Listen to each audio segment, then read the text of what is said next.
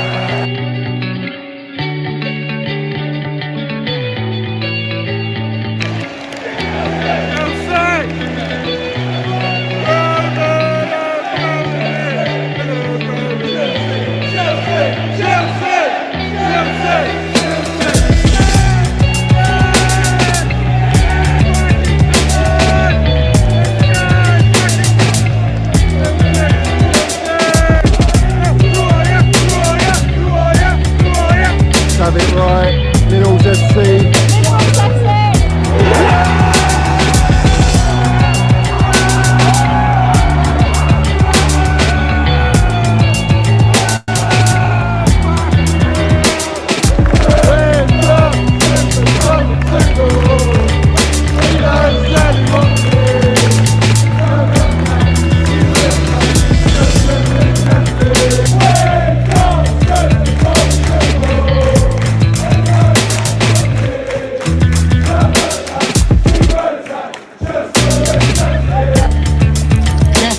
You got the Minerals, yeah? Love it. Got the Minerals, TT. Oi, Johnny's got the fucking Minerals, mate.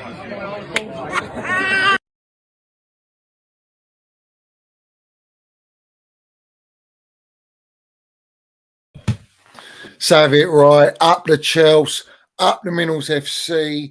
Big up to every single one of you live and locked in tonight for the Minerals FC landing. We're going to land the Minerals as always. When do we ever not land the Minerals? And we're going to do that on the club we love, Chelsea FC. Let's go. So first and foremost, guys, every single one of you that's locked in, I want you to smash to pieces that like button. Make sure you hit that like button. We got very good likes on the stream last night with Lee Gunner. Big up to Lee Gunner for coming on. He did land some Minerals, guys, and he's on the same page. He gets it. He gets it about the brand envelopes. He gets it about the club narratives. He gets it. All right. That's why he's hated by most of his fan base. That's why I'm literally hated by most of my fan base. Because at the end of the day, it is what it is. When you talk the truth, people don't like to hear the truth. And that's what I'm all about. So to show your respects, hit that like button. If you ain't subscribed to the channel. We're on the road to 6K, 7, 8, 9, 10, all the way up, 100 million subscribers. Let's go. Yeah. So smash that like button, smash the subscribe button, hit the notification button, the bell, ding dong, ding dong. Let's have it right. And we got the Minerals FC membership, which is pinned at the top of the live chat and down below in the description. And we know the deal, guys. Guys, we're going to land it tonight. We're going to talk about everything that's going on around the football club at the minute. We're going to talk about Southampton. We're going to talk about a must-win game. We're going to talk about everything that's circulating. It's the same old stuff. The same old stuff. When's it going to end? When will it end? So first and foremost, guys, I'm going to run through. I want to see who is in here tonight with me to enjoy this show. We've got Cursor, big up to Cursor. He says, liked, secured, up the Minerals FC. Big up to Cursor, big up to Chelsea Blue and Blue. Get the likes up, hit the subscribe and punch the notification bell up the Chelsea. Leo's in here saying weekend Minerals. We've got Cameron in here. We've got Jamar in here. Johnny, my geezer, I hope you're doing well. I am aware your mate passed away and I hope everyone is getting through that. And big up to yourself and hope everything's all right, geezer. Up the Chelsea. We've got Mr. Minerals Medina every time without fail in the live chat. We got Mitchy Boy, my member. Big up to Mitchy Boy. Hope you're doing well, guys. Go and subscribe to Mitchy Boy Chelsea's channel. We've got Chelsea Dan as well. Go and show him some love from the Minerals FC army. Do you know what I mean? Go and support them, guys, and help them grow their channels. They speak well and they speak nothing but positivity and realness, and that's what we like to hear. We don't want to hear all the negative agendas and the narratives going about. Although I'm getting called negative now. I'm getting called an agenda merchant because I'm speaking the truth. Funny that. Maybe let's not push out waffle, bangers and mash waffle agendas to get the clicks and stay connected in that nice little black book of theirs. Yeah, let's actually be real about it and protect. Let's protect our football club and speak up loud and clear about how we feel about our football club and everything that's going around our football club. That's what it's there for. I mean, I set up my platform to express myself, you know. Win, lose, draw, same old shit. I'm here. Whatever happens, I'm Chelsea. And that's it. End of. Up the Chelsea, up the Minerals FC. Big up to... Who else we got in here? Guys, get in the chat. Let me know you're live and kicking in the chat. Femi's in here. Tar's in here. Bartek. Let's have it right, Bartek. Big up to you, geezer. Nick's in here. Anthony, Carefree Kev, my geezer. CFC fan. He says Neymar being coached by Potter. Listen, guys, it ain't happening. I'll explain why. You know, everyone's getting all excited about Neymar. Fucking hell. Have you not learnt anything? Have I not taught you anything? Listen, we'll get into that. Obviously, we got... Who else we got in here? Shano's in here. Gabriel's in here. I am already seeing wishy-washy fan complaining, crying and whining on these unstable times. If your opinion is Potter out and go straight out to the players, then fella, go find another club. Plastics. Fair play to you. I mean, at the end of the day, whether you're Potter in or out, it doesn't matter. It's down to the ownership, and the ownership want to keep this guy at all costs. They're fighting tooth and nail for this gaffer. I'm yet to see any improvement. I'm yet to see anything, and until I do, and until we win something, I'm sitting on the fence on it. I'm not convinced. I am not fucking convinced. And 3 wins out of 14 games is relegation form, and you cannot just blame the players. It's not the players, mate. The players are good. The players are fucking good. They won trophies, mate. They're up there. We've never been up there to change for Premier League. Don't even bring me the fucking narrative of we weren't even winning Premier Leagues for 5 years. Well, we all know that, but we all know that we're in transition. We all know that we need a few tweaks. That's all we needed in our team. No, let's gut it all out. That's the way to go. Of course it is. Anyway, big up to Dino as well. My geezer, big up Johnny, up the Chelsea, up the Minerals FC. Let's have it right, 100%. Anthony's in here. Chambers, if your win percentage is below 60%, you're definitely not Chelsea level. Potter out. He says, never wanted him in the first place. Ziyech over Mount is the final straw for me. You're not wrong, Chambers. You're not wrong. Playing Ziyech after he was minutes away from going to PSG on deadline day, and you're picking this guy, starting him ever since. You started him against Fulham, the first game after deadline day. Yeah, let's have it right. Okay. And then you're playing him in a Champions League knockout round away at Dortmund, and you drop Mason Mount is a criminal offence. You should be charged, banged up, and out. Yeah? Simple as that. Bill Boy's in here, says up the Chelsea. The Minerals FC, bring on tomorrow. Come on, geezer. Derek's in here. Big up to you. Big up to Diego Costa 19. Catch Surf's in here. Big up Johnny, up the Chelsea. Mortal Technique. Who else is in here? Dark Knight Minerals. You know about it, Bartek. You know about it, my geezer. Josh is in here. Big up to Josh. Big up to my geezer, Chelsea Old Boys. Smash the like, subscribe to the best platform, the voice of our Chelsea. Up the Minerals FC. Up the Chelsea. And as always, like I told Lee last night, you know, it is what it is. We are the biggest club in London. We see things they'll never see. And that goes for Spursy as well. And talking to Spursy, we're going to talk about Antonio Conte as well, the wig merchant. What's happening with him? We can only laugh. We can only drink in those bottle job tears. Do you know what I mean? Let's have it right. So, who else we got? Jack, big up to Jack Minerals, my bro. Elias is in here. Let's have it right. Liverpool. H Talks Chelsea, my member. Big up to you, geezer. Up the Chelsea. Big up yourself, Johnny, mate. Let's land it. Let's land the damn minerals. Big up to CFC Lewis, my member as well. Hope you're doing well, Land. Super Minerals. What happens if we don't win tomorrow up the Chelsea? If we don't win tomorrow, yeah, I don't want to see any of this bollocks flying around, yeah. Potter coached a 3-0 win, yeah, and we lose. We are playing the bottom of the table, Southampton, who have just taken the recently sacked Marsh from Leeds and now at Southampton. Now, we expect a manager bounce. We'll get into this straight away as you've asked the question. If we do not win tomorrow, I'm done. I'm done. There is no fucking excuse at home at Stamford Bridge with the team we're going to put out against a dead and buried shite, absolutely shite Southampton. Yeah. There is no excuse to lose that game. You have to win. A draw ain't good enough either. No more draws, no more losses. We need fucking wins. And then you're going away to Spurs, the shites. You have to go and do them as well. Yeah. And then you have to go and beat Dortmund at home, which is doable. 1-0 is nothing. 1-0, we can turn that around at the Bridge. But you ain't doing that if you lose to Southampton and you lose to Spurs. You're dead and buried. You're starting yourself off in the mud. Where we are at the minute, let's be real, guys. We are fucking in the mud. We are a shambles. We're a shadow of the team we were last year. Absolute shadow of it. And everyone's got all this acceptance FC on them. It's all acceptance FC. Yeah. No problem. Yeah. 3 wins out of 14. We'll take that. Lovely jubbly. No problem. He's got a 31% win rate.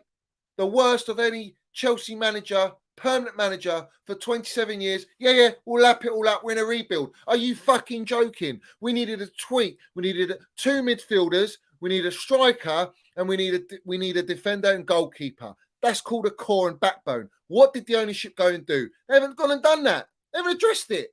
They haven't addressed a striker. They haven't addressed a goalkeeper. They brought in Enzo Fernandez. They still haven't bought a DM or a sitter. They haven't replaced Jorginho, all right, and we've sold him. Great move that. We haven't replaced Kante because Kante, we don't know what he's going to be like. All right. We're relying on Gallagher and Loftus-Cheek playing in a double 6, and he's still playing a double 6, and you're not getting the best out of Enzo Fernandez. I have to question it. I have to question you playing a back 4. I have to question it. Right. And I've got every right to question it. And if you don't like my opinion, it's very simple. Jog on. Don't give a fuck. And at the end of the day, all right, we are good enough to beat Southampton. We were good enough to beat Dortmund. And I'm not having acceptance FC tell me coaching for a win is the standards of Chelsea Football Club. Where are our standards at?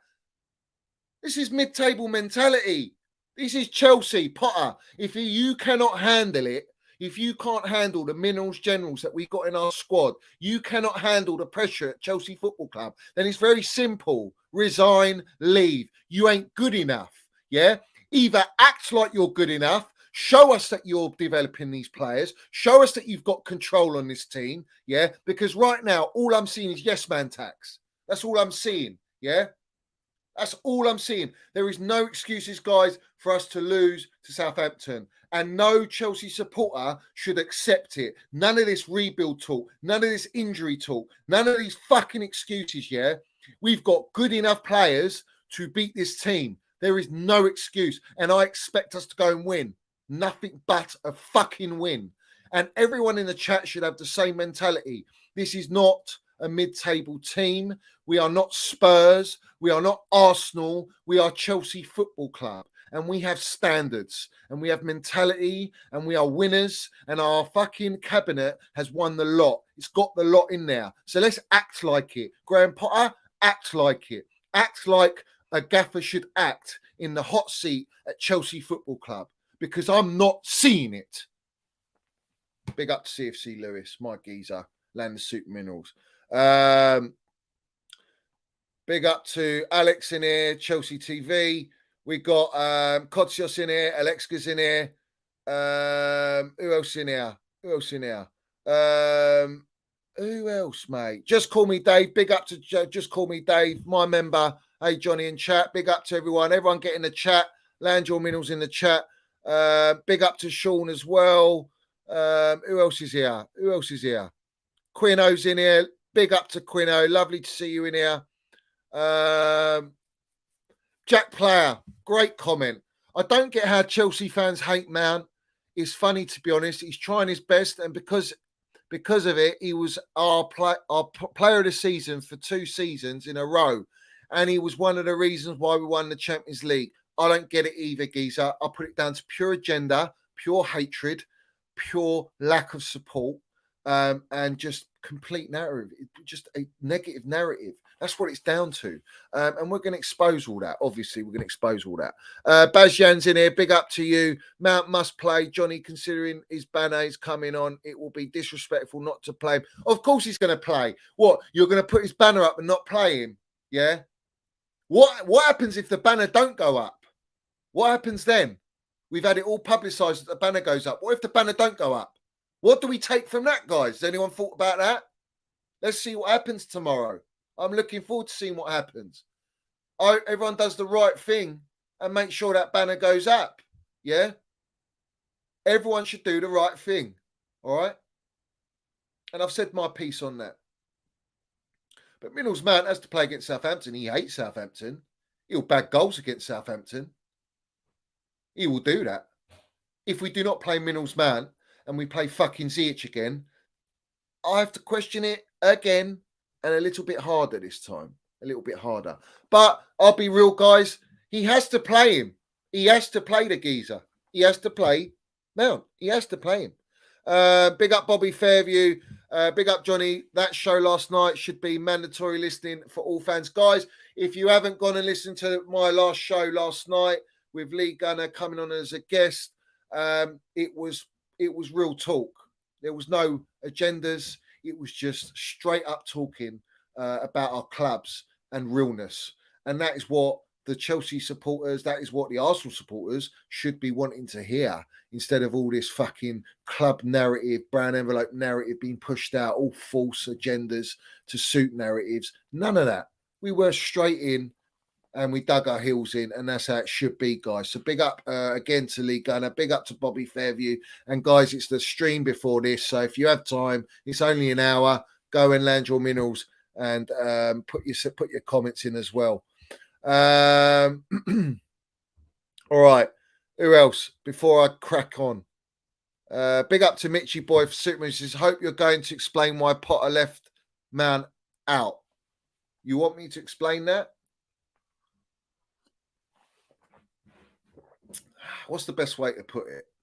What's the best way to put it? We have to be very careful how we say certain things nowadays, don't we? We have to be very, very careful. The way I see it, because he's not signing the contract, Mitchy Boy. He ain't signing the contract. And the contract that has been offered clearly is piss poor. So at the end of the day, they've got their ump with Minnals Mount, and I think they're dropping him because he doesn't want to sign the contract. It's not good enough. And maybe they don't want to budge on the contract, and therefore you're at a stalemate. Now, Minnals Mount wants to be valued, and he should be valued. Damn right he should be valued. Player of the season back-to-back, Champions League winner, Super Cup winner, Club World Cup winner, come through Cobham, been there since the age of 6 years old. Why should he not be valued? He's got the highest GA than any other player in this squad for the last 3-4 years. In fact, he's joint level 9 GA with Sterling. How poor is our GA this season? Because that's about team. It's about the team performance. Yeah? It's about being unbalanced. It's about no consistency. And that all falls down to who? Falls down to the gaffer, doesn't it? Falls down to gaffer. He's made over 60 changes since he's come in the job. How do you expect to gain consistency like that? You're leaving out Mason Mount. Form or no form against Borussia Dortmund, you're a long way from Starbucks. And you are a yes man. Because I wouldn't be surprised, like I push this narrative, that the owners are telling him don't play him. He didn't play for 2 games back to back. And funny that, did we win those games? No, we didn't. In fact, he came on for 10 minutes and he got fucking slaughtered. Yeah? He got slaughtered against West Ham. when he created 2 big chances. But no one wants to talk about that, obviously. It doesn't suit the agenda. And then against Borussia Dortmund, he plays in a fucking great ball to Kai Havertz where we should have had a penalty. He came on and switched it left wing, playing him left wing out of position, going rate, isn't it, for Mason Mount? You know, poor geezer doesn't even get to play in his number 8 position, all right, with a competent midfield. He hasn't played that position since Enzo's been in the team. We've got Mudryk, we've got Enzo, we've got Felix. Felix and Mount should be playing together, right? He came on against Dortmund. He linked up the play. He worked well with Felix, worked well with Kai. What did he do? That was the difference with Mudryk.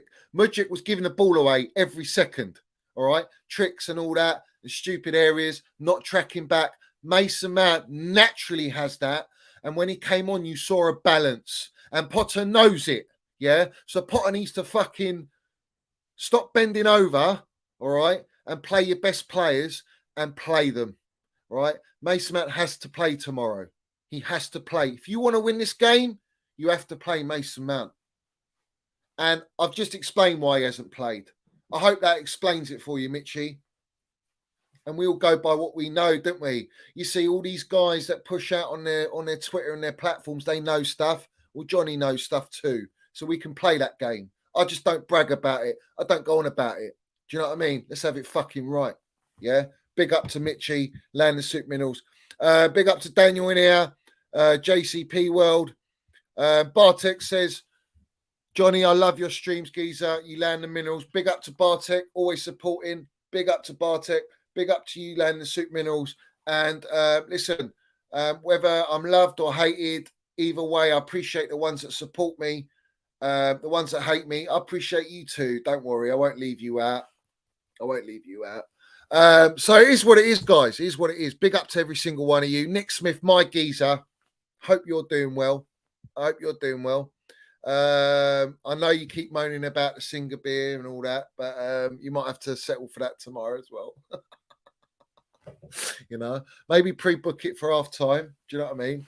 It might help the process speed up a little bit, but up the Chelsea geezer. I hope you're doing well. Big up to Dino.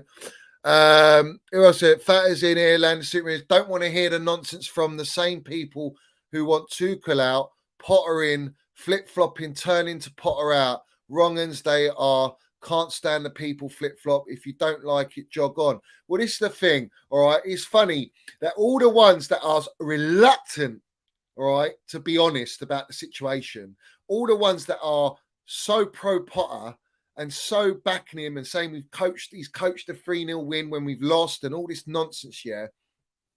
These are the same accounts and the same platforms that were digging their heels in at Tuchel. Let's have it right, yeah. If Thomas Tuchel was still managing us and he won 3 games in 14, what do you think all these accounts would be saying? Would they be saying, oh, Tuchel coached a 3-0 win? Give him time. We're in a rebuild. Fuck off. No chance. No chance. These guys are for his neck. They're for his neck. They're for his neck after 5 games. So when you talk about wishy-washy flip-floppers, those are the fucking ones you need to look at. Every single one of those accounts, and you know all those accounts. You know all the Twitter accounts. You know all the YouTube accounts. They're all there. All the mainstream fucking media platforms. They all did it. They're all part of the same clique, right? That's where it goes. And we're seeing the same growing trend with Mason Mount, with Kai Havertz, but predominantly Mason Mount. And now everyone's expecting to go, yeah, Potter needs time. He needs this. He needs that. Okay, cool. All right. Well, Tuchel went through all these issues. He had players. He had a player who never wanted, and he still tried to make it work in cement-booted fraud. He had injuries. He had contract negotiations going on. He had his own personal life. He had something that not one fucking manager in the history of football's had. What's that? Yeah, let me think. Sanctions. Yeah, sanction. Yeah. Roman being gutted out of our club, stripped and robbed of our club. Yeah. Tuchel dealt with that. Said he would fly us, coach us, drive us, whatever it took to get to games. In fact, Mason Mount donated with Reece James money so that wages and were paid and travel costs. Even Kai Havertz done it, and yet you're all hating on Mason Mount and Kai Havertz. You fucking wrong'uns, man. You disrespect you show to these players, all right? And we're going to just ignore all that from Thomas Tuchel. Where's the same energy? It's all forgotten. But what did Thomas Tuchel do that Potter's fucking struggling with right now? Thomas Tuchel got us top 4 back to back. Whether we scraped it or not, he landed it and he got it. He got us into 6 finals and he won 3 trophies, Champions League, Super Cup, Club World Cup. Sit on that, you fucking Potter-inners, all you fucking accounts, backing this gaffer like it's life or death, all right? Only because you're being bankrolled by the fucking owners, yeah? And you're being bankrolled by sources for the owners, yeah, and all these brown envelopes that are flying about. You're there to give and land the narratives. And these narratives are false. They're absolutely disgraceful, all right? Because you cannot sit there as an honest Chelsea supporter and tell me that 3 games in 14 is acceptable at Chelsea Football Club. Any gaffer is sacked. Doesn't matter what club you're at. Southampton sacked their own manager for winning 4 games in 13. 4 games in 13, and they're bottom of the table, and he's been sacked. Think about that. Is that the level we accept at Chelsea Football Club? Fuck no. And I'm not accepting it. And I'm not going to be some click and narrative to go, yeah, we're backing him at all costs. At what cost? That now we're not going to have Champions League football? That now we won't even get Conference League? We're not going to have any European football, and the owners are going to sit there laughing? Laughing at what? Laughing at what? You've got no income now. You've just cut your income. No Champions League income, no Europa League income, no Conference League income, no European nights. Stripped us of all that for fucking what? For a gaffer that you can control. Don't kid me. Don't mug me off. Don't insult my intelligence and what I know. Yeah. And I'm very privileged that I've got a platform that I can say this. Yeah. And I'm saying it, and that is it. End of. There's nothing anyone could do about it. If you don't like it, don't watch me. Don't buy into me. Don't even listen. Fuck off. Simple as that. It is what it is. Yeah. There's nothing wrong with backing the gaffer. All right. But you got to earn your backing, mate, because the owners made this decision. And now, right now, it's biting them on the arse because we're going to be out of the Champions League. Yeah. The way we're playing. Now, I hope for Potter's sake, because I like the gaffer. I like him. I think he's a decent fella. I think he's got a nice blueprint. I said he could be the Sir Alex Ferguson for Chelsea. Could be. Gunk, gunk. Yeah. Read the fucking text. Understand what I'm saying. Could be, right? If he's backed, he ain't been backed, all right? He's been given players. Don't tell me Potter's gone, oh, yes, Potter, please, Potter, 3 bags full. I would love Bowley. Please, Bowley. Get me Felix. Get me Enzo. I want all these players. Get me Mudryk. Don't be so naive, man. Where are you from, man? Where are you from? This is nonsense, all right? This is a Roman model, and this is a budget Roman model because they want to what? They want to sign players under 200 grand a week. That's the going rate. Yeah? Well, where are you going with Neymar? Someone explain to me, where is Bowley and Egbali going with Neymar? You think you're going to sign Neymar for a small transfer fee, and you think that Neymar's going to drop his 600-700 grand a week wages, all right, to a third to suit your model to come to Chelsea Football Club? You are a long way from Hollywood, Hooters, Red Lobster, Starbucks, the lot. You're a long way from Minerals FC if that's what you think. Because there is no chance Neymar is going to cut his wages to 200 grand a week to come to Chelsea. Now, I know we're the biggest club in London. I accept that 100% all day long. But let's not be fucking stupid. And football is money. That's the game. It's all about money. It's a business. If you think you're signing Neymar for 200 grand, 250 grand, even 300 grand, you're deluded, mate. You're deluded. And all this narrative will be in the bin and in my woods about you lowering the wage structure when you don't want to pay Mason Mount 200 grand a week, yeah, or 250, whatever it is, yeah. All this 300, 350 grand is all bollocks. I'll tell you that for a fact. all this Matt Law coming out. He actually said it. 300 grand is not true. Well, he's actually correct. He's actually correct for once that that's not true. And I know this. So at the end of the day, if you're not going to pay Mount 200 grand a week, who served your football club, all right, who should be the future captain, yeah, who has earned his stripes at this football club, who's got the best stats, who's been player of the season back to back, but you're willing to give what? Neymar 350 grand or 400 grand. Your whole narrative of wage structure is in the fucking woods and it's all a lie. And it shows you how the club use the brown envelopes, these journos, to push out these narratives to suit a current affair, which is Mason Mount's wages. Oh, I love landing the minerals. I love being fucking right. And you know it. You know it. Big up to every single one of you. You're getting this for free. And do you know what you should do for free is hit the like button. And when you hit that like button, hit it like you're smashing your missus. Let's have it right. Smash it like you're smashing your missus, yeah? I want it. I want 1,000 likes tonight. 1,000 likes. You ain't getting this. This is real deal. This is real deal truth, mate. Big up to Fat Fan and Soup Minerals taking me on a journey there. Fair play to the geezer. And Fat was in Borussia Dortmund. Big up to him. Big up to him. Nick Smith says going to need a large spice rum tomorrow. Forget Minga. Fair play, man. Fair play. Fair play. Big up to everyone. Forza's in here. Listen, everyone forgot about Minerals Mount's masterclass at San Siro. Forza Minerals. Forza Minerals Mount. Forza Minerals Mount owned the San Siro in 45 minutes. Went in at half time. Had a lovely little sauna, smiling away, pouring his dead man fingers. Let's have it right. A bit of Kraken as well. He loves a bit of Kraken, I'm sure. And he's just sipping it, and no one could take that man a match award from him. But we won't. God forbid. Do not speak about that. Don't push out that. Don't push out that. Don't push out he's got the same fucking GA as Sterling. Don't push it out. No, it's positive.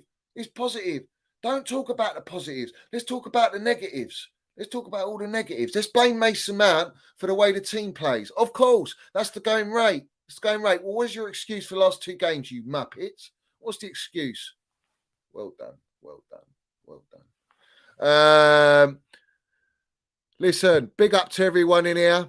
Big up to Stress, big up Johnny Boy. These wrong'uns with their platforms pushed their agendas and sold their love and loyalty to their club for a brown envelope. Rats. Let's have it right. They sold their soul for a brown envelope. You sold your soul for a brown envelope. Let's have it right. That's what you did. That's what you're doing. You continue to do it. Alex Goldfish, I know all about you, mate. I know all about you. I'll tell you what, biggest fucking fake going in the game. And Muppets follow this guy. Yeah, they follow this guy.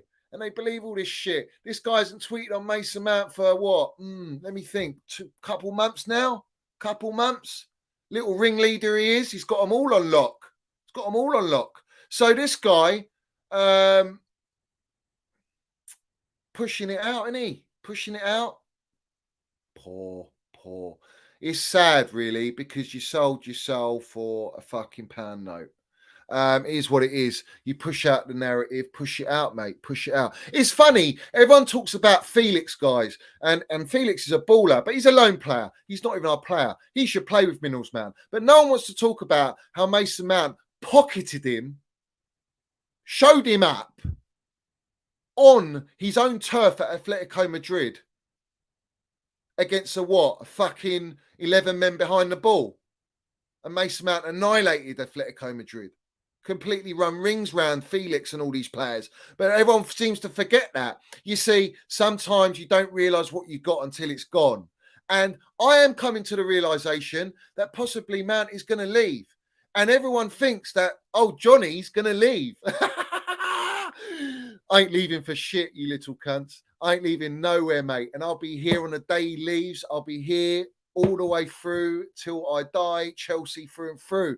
But don't you think for 1 second that I'm coming for all of you. Yeah, I'm coming for all of you. Like, you want to come for me. Like, everyone wants to celebrate Minerals Mount leaving and maybe Kai Havertz. In fact, I got a DM from Rizza on my Instagram telling me that Lewis, the wrong'un himself, the fucking so-called proper Chelsea, going, he's going to do a celebratory stream to celebrate Mason Mount and Kai Havertz leaving. The two that had you fucking creaming your pants in Porto, winning that Champions League, Lewis. Yeah. So maybe just rethink about doing something like that, because that's such a wrong thing to do. You know, no respect earned now. But what can I say? It's no skin off my nose. I'll just clap you lot. Well done. Well done. Well done. There's a little applause for you lot. Yeah. In fact, let me get the little fucking violin out.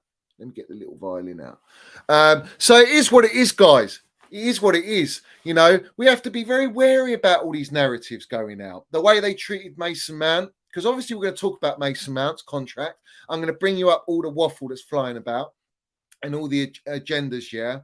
But listen, Nick Smith, you're not wrong. They ain't got cabins, mate. There's a graveyard in this woods. Yeah, they're cemented in there, mate. They're cemented in there. They don't seem to forget it, Johnny. They've been told to forget it, otherwise they will lose their privilege to envelope streams. Yeah, of course. You see, they can't push the positive narrative. No one can push my narrative. All right.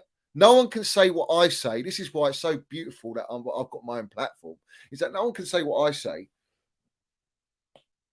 because what will they do? They will lose all ties to all the other cliques. And they're all a massive circle. We've exposed them all, guys. Big up to Blue Line Orbital. I didn't get back to your email, Geezer, but let's respect Blue Line Orbital, who's my member as well. Landing the fucking minerals. Look at what the little minerals generals carved up. We know about all the brown envelopes, so they're all here, guys. Every single one of them's in there. I hope you can spot where's the Wallies. Where's the wrong uns? Where are all the wrong uns, guys? Land your minerals, write them in the chat, name who you can see, name and shame these fucking wrong uns. Name and shame them. Name and shame their disgusting, poisonous, toxic narratives that they push out. And not only to Mason Mount, all the narratives they push out for Potter as well, man. It's relentless. All the narratives they pushed out against Thomas Tuchel. Let's have it right. Name and shame them all. I'm leaving it out. I want to see in the comments who you name and shame, yeah? Get in there. Get in there. Every single one of you in the fucking mud. And you think if Minerals Mount leaves, I'm in the mud. I ain't in the mud. Do you know what's going to be funny? Is that when Minerals Mount does leave, if he does leave, yeah, the only one that's going to be in the mud is you lot, because he'll go wherever he goes, he's going to start and he's going to go and win fucking titles wherever he goes. And what's everyone going to say when Chelsea are sitting fucking where we are 3-4 years behind and Minerals Mount's holding up trophies? What's everyone going to say? Yeah? Shit. Why did we get rid of that player? What about Kai landing it? Maybe winning another Champions League with a Bayern Munich. What are we all going to say? What are they? Well, not me. I know what I'm going to say. What is everyone else going to say? Oh, yeah, shit. Oh, shit. Look, they've turned into fucking world-class players. Oh, no. Yeah, they're only 23 and 24 years old, guys. Yeah, De Bruyne was fucking nowhere at 24 years old, mate. Hasn't got a CV and the decorated accolades that Mason Mount and Kai Havertz has got. Yeah, maybe you should rethink your narratives. But it's too late. You've exposed your narratives. And I'm glad you did, because I know you're all wrong-uns and I stay well clear of wrong-uns. I don't deal with them and I don't want to mix with them, because that's not my style. Yeah, that's not my style. My style is to talk about my club and make sure that my club is where it should belong. And right now, I'm very, very skeptical. I'm very, very skeptical about these owners and what the strategy is. I'm very skeptical about this whole process, because this process don't look too healthy at the minute. And we as a football club do not look too healthy. We cannot just fall off a cliff from finishing top 4 back-to-back. Sorry, 3 seasons back-to-back. Lampard, Tuchel. And now where we are, a fucking worse state than we were under those two managers who have got what? We've got a better squad, have we? Have we got a better squad? Yeah. Great move selling your vice captain mid-season. That's a great move, isn't it? But obviously it's all for a pound. All for a pound and a dollar. All right, let me run through the super minerals very, very quickly, as I've seen a few pop up. and we're going to continue landing minerals. Guys, every single one of you, I want you to smash to pieces that like button, guys. Every single one of you, hit that fucking like button. Smash it like your missus, yeah? Smash it like your missus. All right, so we got Daniels in here. Landon He says we need 6 things we learned about brown envelopes. Do you know what? I applaud that. 6 things. Wow, we could go a lot more, couldn't we? Maybe I should do a whole. Should I do a George Benson video? Maybe like what, an 10-minute video of 6 things we learned about brown envelopes. I think I might do that. Guys, what have we learned today? Today we've learned 6 things. Wrong'un. Yeah, wrong'un. And they're all in it together. Every single one of them. Don't worry about me. I'll tell you that. Don't worry about me. I will do that. I'll absolutely do that. Big up to Daniel. That's a great shout. And I will do that. But we'll start off with this one. Let's land it like this because this is beautiful. This is what I talk about. Brown envelope journalism. This is the fundamental rule. This is the definition of brown envelope journalism. Brown envelope journalism. BEJ. Yeah, almost like BJ. Yeah, that's what they do. Is a practice whereby monetary inducement is given to journalists to make them write a positive or negative story or kill a negative story. The name is derived from cash inducements hidden in brown envelopes and given to journalists during press briefings. And obviously, as we all know, like what's his fella said, Lee Gunner. What Lee Gunner said, you know, when you get brown envelopes flying about pushing club narratives, I see through it. In fact, I know it. You got the Matt Lord, fraud law here. Nathan gives him careful. You'll get accused of being on his payroll. Well, for you to say that, you know the game. You've been in it long enough, fella. You've been in it long enough. So at the end of the day, guys, Paulstein saying that Potter is one of the best managers in the world is delusion. It's fucking delusion for a gaffer that hasn't won anything. I'm not mugging off the gaffer in the sense what he's achieved, but he hasn't won anything. And you are assessed, and to be given that sort of title and quotation, you have to have won something, mate. Yeah. So that's BEJ FC. BEJ FC right there. Yeah.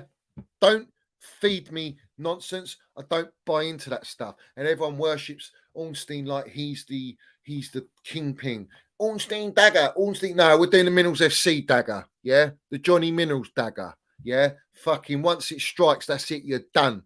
In the woods. Yeah, in the woods. Big up to all you guys in here. Almost 300 people in here. Smash to pieces that like button, like your missus. Yeah, like your missus. You get what I'm saying? Let's have it right.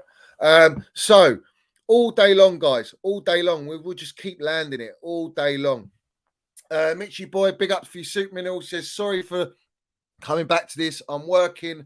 Agree about MM19. Nobody can tell me he's dropped for football reasons. Has to be contract. This is sad that they would do this when they need to win this CL tie v Dortmund. And it's not only that, the brown envelopes came out and said that the owners saw us. They generally think that Chelsea have got a fantastic chance to go and win the Champions League, and then we go and lose to Dortmund. All right, because you dropped your most experienced player, one of your most experienced players. I counted 5 Champions League winning experienced players in that 11 team of 11. That is not enough. All right, you need at least 6 to 7 in there if you want to go and do Borussia Dortmund. And Borussia Dortmund were there for the taking, and we didn't take them, and we let them strike. And no one wants to talk about Enzo getting done. Enzo got done like a kipper. Loftus-Cheek left in the mud. All right, Mudryk, what was he doing? But I'm not coming at these players. Yeah, I'm not coming at these players. But I guarantee you, if that was Mason Mount and Kai Havertz, narratives change, goalposts get moved, or in this case, in the woods, they move tree trunks. It's all guns blazing, isn't it? It's all let's just go, let's strike at them, let's hammer them. It'll be trending for days on end. That's the difference. You see, when it's a going narrative, because the narrative right now, it suits the owners to push this negative energy, this negative narrative on Mason Mount. But does it? Yeah, because they're a bit stupid. The more negativity you have on Mason Mount, the more power you're putting into Mason Mount's court, because he can leave on a free and you're left pocketless. Yeah, first thing. Second thing is you'll try and force him to sell him to other clubs and he can just reject it. He ain't going to sign. He doesn't want to sign, he doesn't have to sign. You've got no power. Yeah, and they know this. The more the player's hated by the fan base, they want him out. It doesn't put you as a club in a very strong position to go, we don't want to sell Mason Mount, therefore cough up money and pay the big bucks to Liverpool, United, Man City, Atletico Madrid, and all these clubs that you're sounding out. So already it shows you their negotiation skills as our owners is poor. Is poor. And yet all the supporters lap it up, drink it in, and think they just want Mason Mount out of the club. Good luck to you. Good luck to our owners getting a fucking dime out of Minerals Mount. Good luck to Kai as well, because probably Kai will leave. You know, more than likely he's going to leave. In fact, I wouldn't be surprised, guys. I wouldn't be surprised if every player that was here in our Champions League winning team, bar Reece James and Thiago Silva, because he signed a contract, they both signed contracts, will be out the door. And then what are we left with? What are we left with? What players are we signing? More young players? So we're going to have a bunch of a young team, which everyone's all for, with a manager that's not won anything, who's great at developing players. Where are we going as a football club? Does no one question that? What did we hear? I want to bring this up very quickly. Big up to Mitchie for the Soup Minerals. And I want to bring this up right now. And this is going to back my argument of what I'm saying. I'm very concerned about the direction of our football club. All right? I'm very, very concerned about the direction of football club. So what I'm going to do now is I'm going to bring up one of our legends, 2 times Premier League champion, Champions League winner, FA Cups galore. Yeah, we're going to bring this up. Let me just get this up first, 1 second. While I'm doing that, every single one of you smash to pieces that like button. Every single one of you. I want you to smash to pieces that like button. All right, so let's get it up. Let's bring up John Obi Mikel and let's land the Minerals now. Let's land the Minerals. And I want people to understand something here.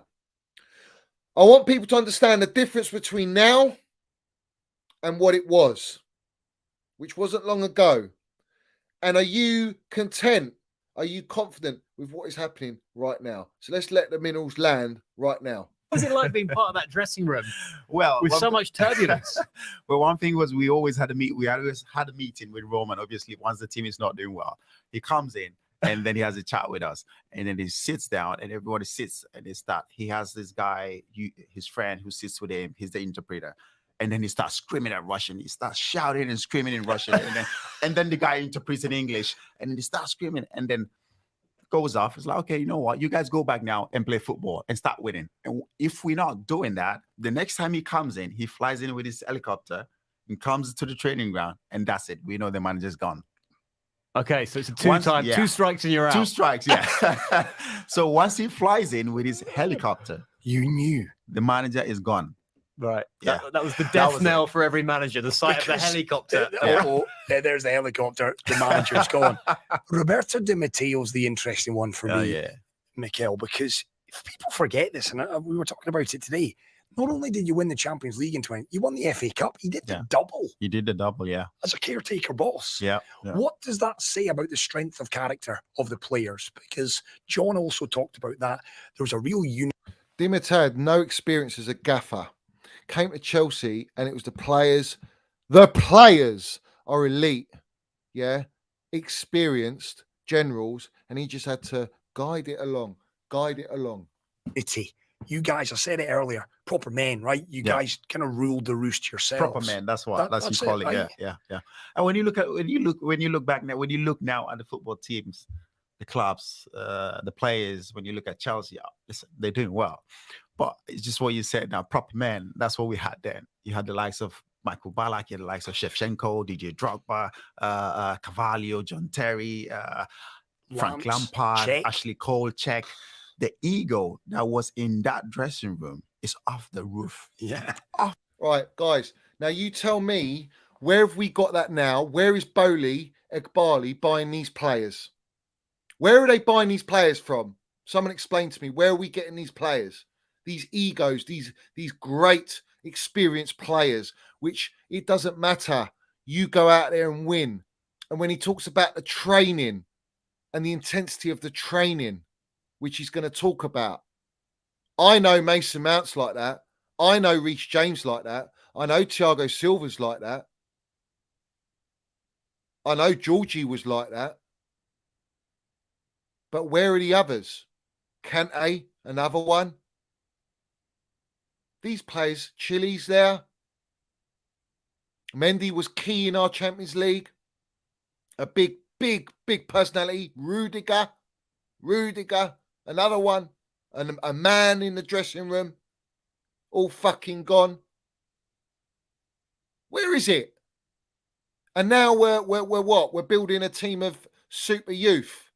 And that's going to be the golden ticket to win us titles. What? In 5-6 years? Are Chelsea fans going to be complacent for 5-6 years?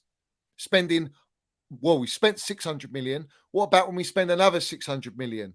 Are we going to be content with waiting 6 years, guys? Is Potter even going to be the same gaffer? I guarantee you, bring in an elite gaffer with experience and winning mentality, he makes this team win and turns them into men.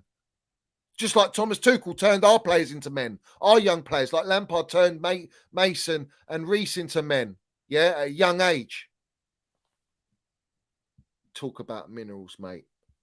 This is the minerals. This is the mentality. Off the roof. And every day, there is an ego struggle. Who is the man? I mean, we just sit and just watch them go off and do their thing. So were there fights on the training ground every day? Oh, every day. I'm telling you, every single day there was an issue. There was always an issue between one player or the other. It's brilliant. Yeah. It's great insight, that. But that's what made us winners, though. That's what made us winners. That's why we won. We were winning. We were they so didn't successful. fester, clearly, because they were always resolved, I assume. Exactly. See what I'm saying, guys? This is just a small insight from John Obi Mikel about what it was like in a dressing room.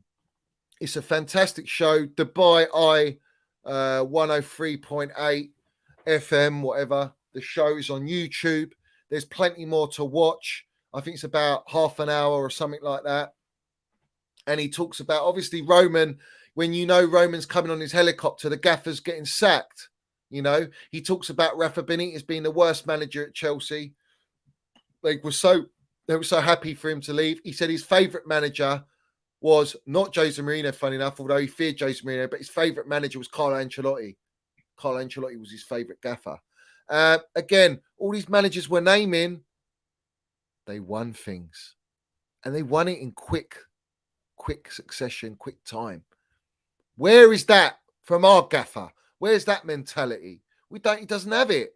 We have to rely on Graham Potter winning a trophy like a fucking Lego head merchant winning an FA Cup to just say, I've won a trophy. This is not Chelsea standard. We are not wanting to be Arsenal 2.0. Because if we carry on in this direction and the way we are heading, we will end up being retracting for not just 1-2 years, which should be the case. We should be rebuilding for a 1 year period where we had to tweak our positions, go and get a Declan Rice, a Casemiro, job done in the midfield for now. Then you can go in the next window and get someone else like a Casado. You can get an Enzo Fernandez, all right? Then you go and get your other central defender. You can change your goalkeeper and get a striker. And all of a sudden, you've tweaked the team we got to go out and win and compete at the highest level. And still develop. You can still buy some young players in the meantime, but we haven't done that. The whole model's changed. It's young players, low wages. Let's make money on them. Oh, I love Landon Minerals. So that's one of the things I wanted to bring up. I thought it's fantastic. Big up to Range Balls, Land the Superman, as he says. Billy Batty, that Manchester United fanboy, was talking more crap about Johnny and Mount on the lock betting podcast. Johnny, what would you say about that former UK Big Brother contestant and Twitter troll? I don't know who he is. You brought this guy up before. I haven't got a clue who he is, man. Like I say, I don't really follow people. I keep my eyes on certain things. I'll have to go back to it, mate, to tell you what I think, or go and listen to it. I don't know. Is he on YouTube? Is he what's he do? Is he Twitter? Let me know in the chat, and I'll look it up. But I can't answer that. Anyone who wants to troll me, be my guest, mate. Be my guest. But you wouldn't be able to handle what I've got to say. So I don't know. It's very brave. It is what it is.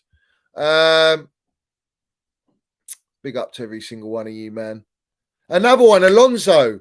We need Alonso's experience. Everyone's like, get rid of Alonso. I don't know, man. Like, listen, Alonso brought that experience, that different dynamics, man. He had his flaws, but he also had his positives as well. Fantastic player. You know, dug us out. Love scoring against Spurs. You know, it is what it is. It is what it is. All right, guys. So let's get into the. Look, I've noticed, what's his name?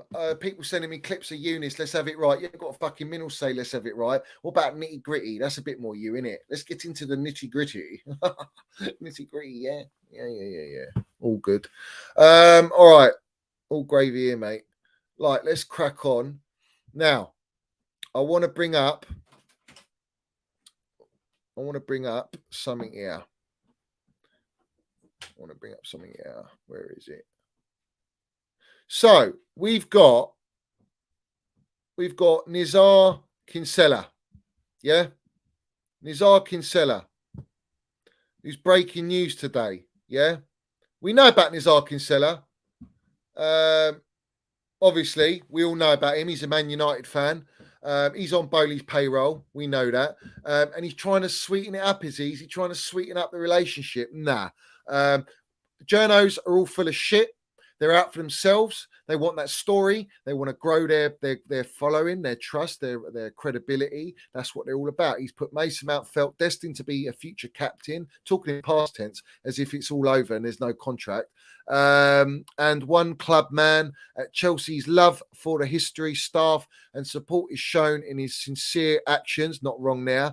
The relationship is now being tested in high stakes talks with João Felix now in the team. Now it's funny, you're talking about João Felix. Go and sign João Felix first before you want to say you want to build a team around him, because you coming out again, it's a stupid narrative being pushed out.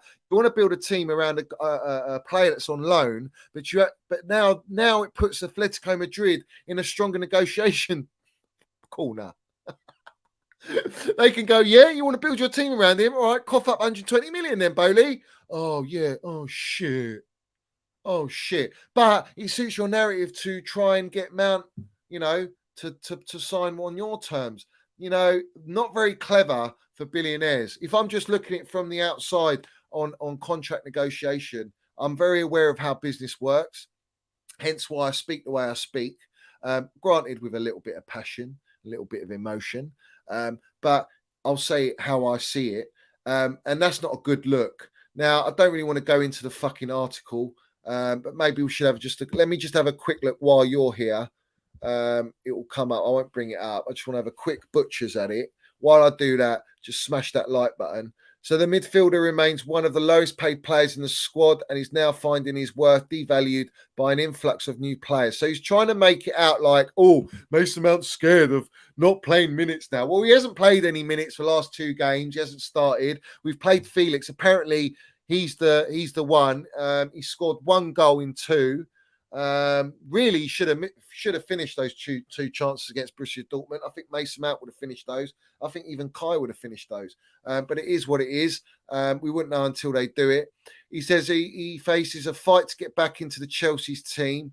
Uncertainty grows. Now, this narrative is perfect to smokescreen the fact that Potter has to drop Mason Mount because of the contract talks. Boom. Let's have it right. Just like Denzel in Training Day. Boom. You just don't know. You just don't know. Yeah. Now they're trying to create him as this villain. They're trying to create Mason Mount as if it's all about the money and he wants this money and he'll leave if he doesn't get the money. When in reality, I think you need to look deeper into it and think, what is the contract? No one knows. No one knows what the contract is. No one really knows what all these contracts are. You're only knowing what you're told. All right. Is Mount going to sign a 7-year deal, right, like everyone else, which would take him up to 31 years old? If I'm right, let me check this. Am I right? Yes, 31 years old, a 7-year contract it would take him. 31 years old. That means he's bounded on money that is nowhere near Raheem Sterling. And if you think that they're going to renegotiate and say, yeah, halfway through, or if you win the Champions League, might be a bonus, might be for Reece as well. Well, right now, we're heading out of the Champions League. So I can understand why you wouldn't sign something like that. I wouldn't sign something like that. Absolutely not. I'm getting the short end of it. Why would I do that? When I've probably got, from what's been reported, will bring it up, Liverpool, Manchester United, Manchester City. Whether this is true or not, and whether you want to buy into that, the bottom line is this. If you think for 1 second, that no top club in Europe is going to want to bite Chelsea's hands off, and feet for that matter, to sign Mason Mount, then you're in for a shocker. You're in for a shocker. And I'm talking big clubs. Big clubs. Now, we're told that Mason Mount, he's not Chelsea level. He's not Chelsea standard. He's a bench player. If you think that they're going to pay Mason Mount a transfer fee and wages to bench him, you're in for a shocker. But again, in time, it will all reveal itself. And I'll look forward to that. Either way, I look forward to him signing and I look forward to where he goes. Because if he does go, he ain't going to be no tin pot club. I'll tell you that now. Yeah. It will be a club that is ready to compete. And it will be a club where he will win titles. And we will lose one of the best players at our football club, who is the DNA, who has come through this youth system, has won the elite trophies at Chelsea Football Club, that everyone is so desperate to get rid of because we want a João Felix. Go and look at João Felix's stats. Go and look at his track record with chances in big games. Go and look at it and tell me. But you're all FIFA merchants. Now, there's nothing wrong with Felix. I think he's a lovely player, but you need a minerals mount with him. And Enzo, young player, won the World Cup already, international level, club level, different gravy, Chelsea level, whole different level to Benfica, Premier League, a whole different level to Portuguese League. So let's see how that develops and what players around them are going to help them develop. That's my question. Where are your big egos? Where are your big fucking players? Where are your players that understand the football club? Where are they? Because if you're losing Mason Mount, all you've got is Reece James. Trev will probably leave. Loftus-Cheek will leave. Gallagher will leave. So what? We're not using Cobham now. We're going to sign young players from different leagues, weaker leagues, when we've got the best youth academy. I'm just setting the tone and I'm letting you know I see what's coming. Now, prove me wrong, Bowley, Barley, buying all these youngsters that we're going to go and win back-to-back Premier League titles. Prove me wrong. Because the model, look at Sir Alex Ferguson. He didn't win things with fucking kids. Yeah. Pep Guardiola ain't winning things with kids. Didn't do it at Barca either. Yeah. Ancelotti ain't winning stuff at Real Madrid with kids. Yeah. Is he? Arsenal, back in the day, did they win titles with kids? No. They had Henri's, Bergkamps, Vieiras, Petits, Tony Adams. They had DNA in their club. Yeah. What the fuck are we going to be left with? We're going to be stripped of that, losing a Mason Mount, a key player, England international, 216 games now. He's played for club and country at 24, just turned 24 this in January. And you're telling me you just want to ship that out. The owners want to ship that out. The owners, and I'll land it, Todd Bowley, Ed Barley, Paul Winstanley, Vivell, who's the other fella? Stewart that we've brought in. all right, Clear Lake Capital, but all the heads at Chelsea Football Club, all the owners of Chelsea Football Club, I want you to click this. Selling Mason Mount 119% will be the biggest mistake of your entire reign at Chelsea Football Club. Yeah, Kai Havertz and all, but Mason Mount will be the biggest mistake you make selling that player, because you don't understand the value of this player at our football club. The true supporters understand the value of this player. The true supporters get this player. The true professionals in the game. Every ex-professional, every current professional, every elite gaffer, every elite person in the game knows and will speak on Mason Mount at the highest fucking level, at the elite level, all right? He's been compared to Johan Cruyff, Paul Scholes, Frank Lampard. Now, let's bring up the Frank Lampard, because these kids need to be educated about this. And funny enough, I'm seeing all these brown envelopes now coming up with a little bit of prop for Minerals Mount. It's very refreshing, but it comes a little bit late. Maybe it's coming because the banner's going up tomorrow, if it does go up. But let's land this one, guys. An inconvenient fact for all the replies saying it's because Mason Mount isn't anywhere near as good as those players. He's statistically ahead of where Lampard was, Premier League goals and assists at the same age. Lampard, 29 goals, 14 assists. Mason Mount, 27 goals, 22 assists. So Mason Mount, like I say, he's statistically higher than Frank Lampard, 2 years younger.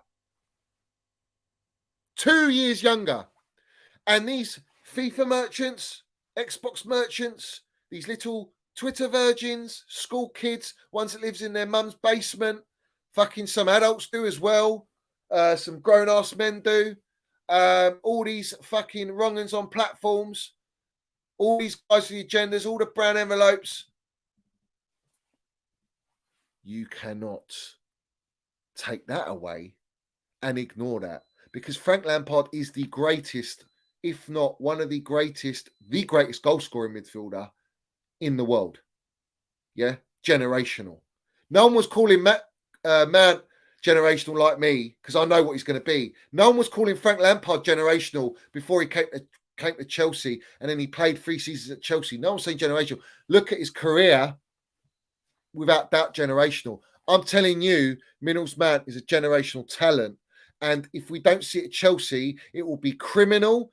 The owners will make the biggest mistake, and I'll be there to drink the owners' tears, all right, and all the fucking wrong-uns and all the haters' tears, because he will prove me right, whether it's at Chelsea or not. So either way, I'm winning. I'm always winning. I don't lose. Yeah? Just like Denzi in Training Day. I don't lose, mate. Yeah? He might have got taken out at the end. I don't get taken out, mate. I'm putting people in the woods. I'm taking them out. Yeah. Taking them out for a stroll in the woods. So we got these narratives, but we've also got this one here. Let's bring up this one. I got sent this one. Conversations are going on for Mason Mount. Nothing is agreed or close. Mount decided to change his agent over the last few months to his father, who is dealing with everything. This is why it is going slow for the last few months. That's the going rate. That's what they're saying now. They're all saying that now. So I think it's known probably that senior Minerals Mount is dealing with Mason Mount. I don't think it's all of a sudden he's dealing with Mason Mount. So it's a lovely excuse, I'm sure. It's probably a lovely excuse, but pies and mash, feeding into it, group chat merchant, we all know the deal. Apparently, Bowley wants us to have a gaffer in the mould of the Lego head merchant, who's Barteta now. All of a sudden, he's Barteta, who's still won fuck all. He's going to bottle the Premier League title to Pep Guardiola, his teacher. Yeah, you talk about PE teachers. This is a PE teacher here. And you've got Lee Gunner coming out going, we ain't winning no Europa League. We ain't winning a Premier League title. And if we don't win it this year, we ain't ever going to win it. In fact, Pep Guardiola schooled Barteta, yeah, absolutely schooled him on his home turf. Made changes at half-time, tweaked it, and landed the Minerals. Yeah, landed the damn Minerals. So thank you very much for that. Let me just quickly run through the chat, guys. 1 second. Bear with me. All right, we're all good. We're all good. I will try, guys. I'm just on a rampage at the minute. I'm just landing it. Big up to DJ Savin here as well. Big up to Johnny. No doubt you'll be landing the minerals today, bro. You tell all the brand envelopes, mate. To many haters, including our fan base on MM and Kai, disgraceful. They are disgraceful. But this is the thing, guys, right? This is the thing. What they've done is they've turned the fan base on Mason Mount. If you look at the majority of the fan base, they're like, I've seen some proper Chelsea accounts, going, if he doesn't want to sign this money, fuck off. You're not bigger than the club. Now, that's the going narrative, but you have to look deeper into it. Do you think a player that loves this club just wants to leave because of money? No. How about the narrative? He's been pushed out. How about homegrown sale balances those books? And I'm not just talking about Gallagher. I'm talking about Mason Mount as well. Balances the books and allows you to go out into the market and buy all your little young talented stars. But what you're missing, Nick Barley, is Mason Mount's experience and what he's done at a young age and his trajectory and what he's already delivered. You ignore that and it will cost you dearly because you will not be able to replicate that for another player. The only player you got is Reece James. And Reece James will be captain if Mason Mount is not at this football club. Reece James will be captain. And I'm all gravy with that. Absolutely right. For me, Mason Mount, Reece James, they should be captain. For me, Reece is vice captain. If Mason Mount leaves, is Reece James captain? Goes without saying. 100%. But you can't just have a Reece James. You can't just have that. Unless you've got real experience in there. Your Ballacks, your Essians, your Bison, man. Where are these players? Where are these fucking world-class players? Where? You ain't got no Lampard now. Where's your Lampard? Minnels Mount is your Lampard. Minnels Mount is your Lampard. So where are you going with bringing in Lampards and Gerrards and all that, and all those types of players and Ballacks? That's your Lampard right there. You got him. Cost you nothing. Pay up the money and you're laughing. You got a player for longevity. That is the DNA of this football club. But you care about what? Dollar. You care about dollar. You care about pride, ego. Well, listen, Potter, for your fucking sake, better win tomorrow, right? If he doesn't win and this guy ain't getting sacked, all right, or even getting the heat on him and the narrative not changing, all right, there is something seriously wrong. And what it is yes man tax. And I will not accept anything less. In fact, I know he's a yes man. I know what's going on. I can see what's going on. So at the end of the day, take whatever I say, whether you want to drink it or not. I don't speak for the sake of it. I speak with sincerity, knowledge. Knowledge is power. All right. Don't ever forget that. Every single one of you should smash the pieces that like button for that. Smash the piece of the like button. Every single one of you. Yeah. All right. So we move on. We're going to move on now. When you talk about what's his name, Neymar ain't leaving, all right, to come to Chelsea, right? Let me get it up. Oh, sorry. Obviously, Nizar changed his tune all of a sudden. Where do I start? Just two of your club's greatest ever players, and that's only for starters. I'm pretty sure these accounts are coordinated against MM. And this guy wrote, destined to be captain, according to who? Sell and let's move on.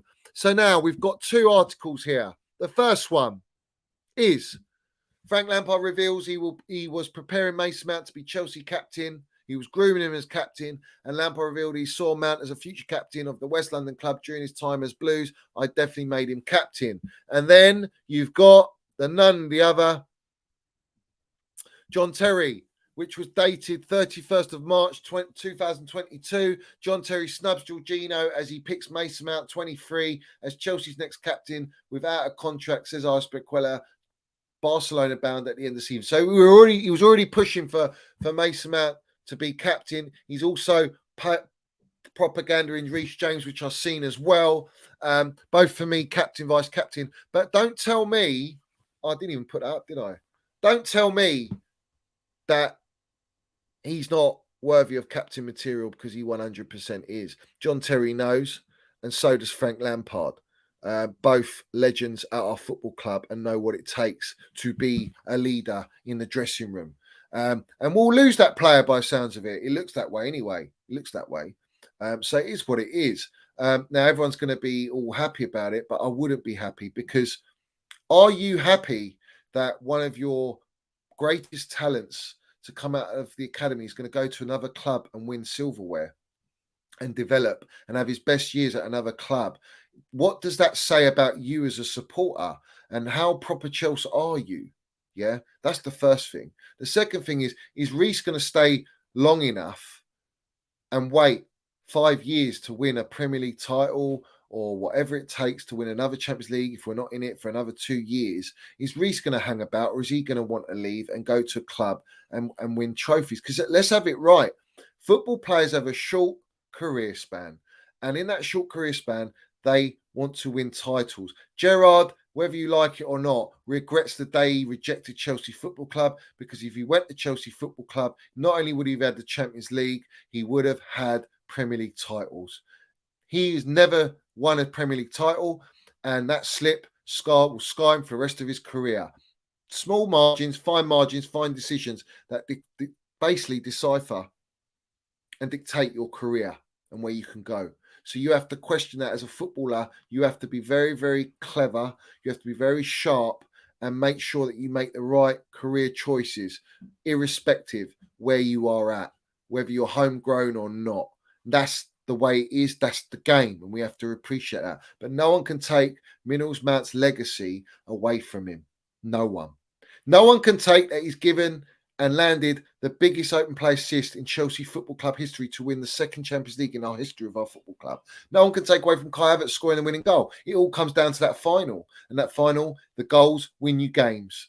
And that goal, that one assist, won us that trophy against a better team in Manchester City. Just like Didier Drogba's header to equalise and his penalty won Chelsea the Champions League. He will forever go down as a legend. They will forever go down as legends at Chelsea. And that is nothing you can take from them. And if you do take that away from them, we have to question you as a supporter. Let's have it fucking right. Right. Let me just quickly scroll through. I'm so crap with this fucking, what's it called? With this chat.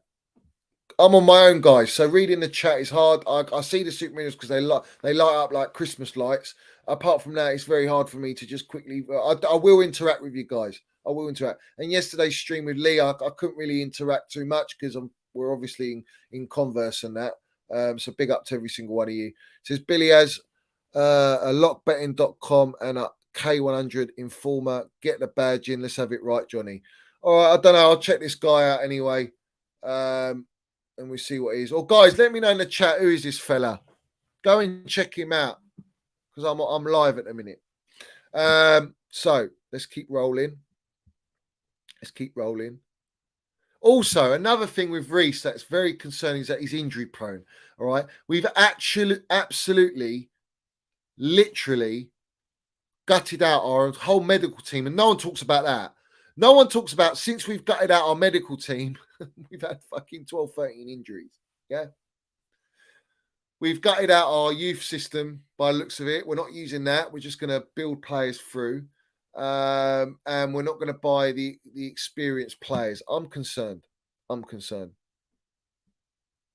Oh, of course, Blue Star FC. Big up to you. How can I forget the swap deal with Atletico Madrid? If you think Mason Mounts could go to Atletico Madrid, you're a long way from Starbucks. And you think this is a prime example of what the owners are doing to disrespect Mount.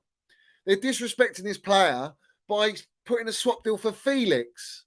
It's hilarious. And it's a lovely narrative. It suits you. But you ain't going to Atletico Madrid. So what are you going to do, Bowley?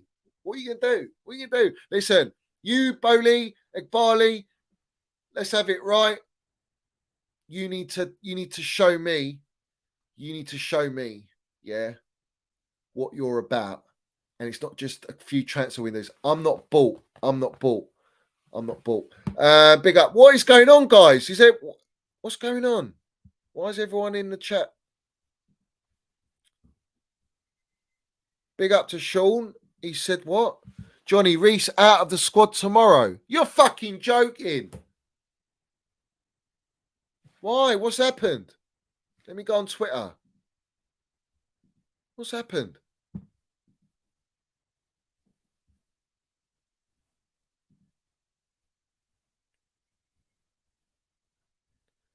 What has happened? Hold on, guys. I'll get it up. Oh, fucking hell, you're right. You're actually right. Breaking news. Reece James is not in the Chelsea squad for tomorrow's game v Southampton. This is what I'm saying, man. He's injured again. He's injured again. If he doesn't play Mason Mount and we ain't got Reece James, forget it, man. Dead man walking. Dead man walking, guys. Does anyone know why? Let's see if we can find out why.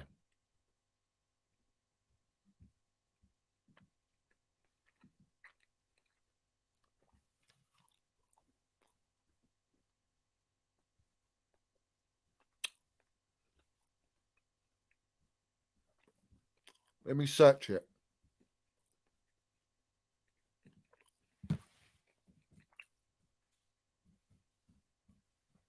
Guys, hit that like button. This is shit news as always, man. Fuck's sake.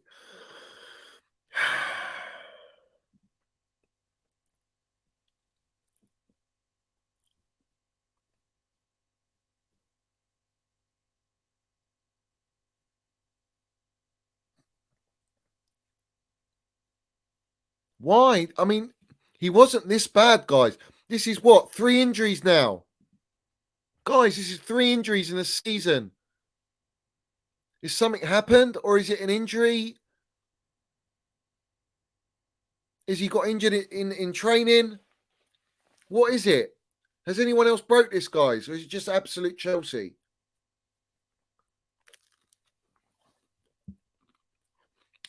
And you want Reece as captain, who's never going to play for us, but at this rate. Fuck me.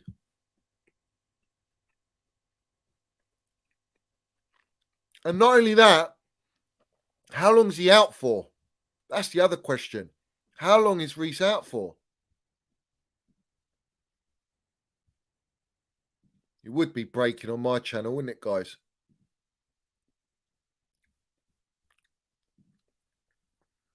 Let's have it right. Can everyone see that?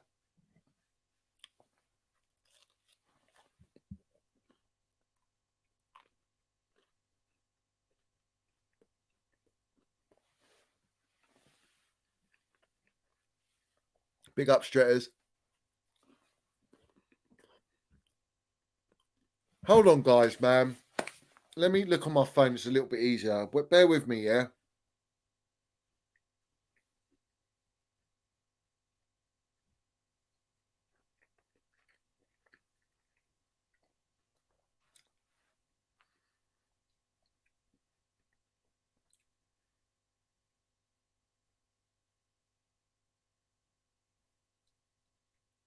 Oh, look, someone's tagged me in some other shit. Screenshot of what's his name?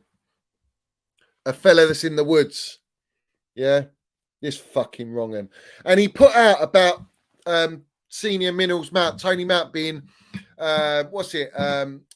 Mount's agent, yeah? Right? Only now. He's been his agent for about 18, 19 months.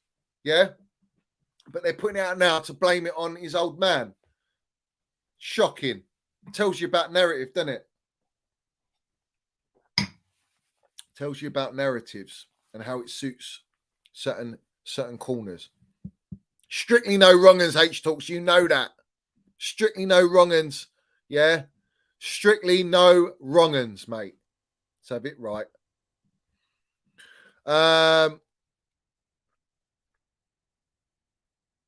What also, the breaking news is about the Qatarians taking over Manchester United. I know Stretters is going to be lapping it up, and it's going to be very scary for everyone else because they're going to have a lot of money And this is the difference between a Manchester United and Chelsea situation, is that Manchester United's revenue, because of them globally, will allow them to spend 500-600 million every transfer window because of their income to suit financial fair play, because they're going to have shitloads of money.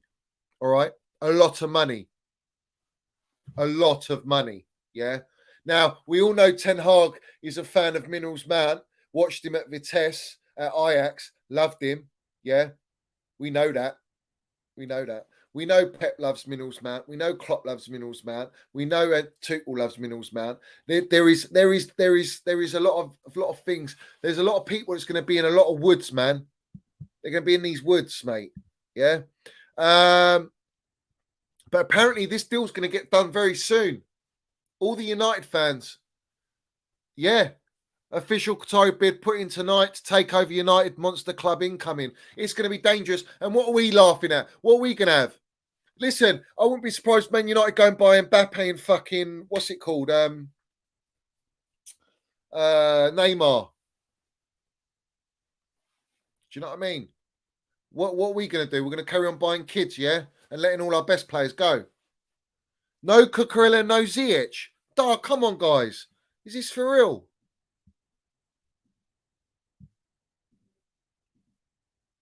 Fuck off.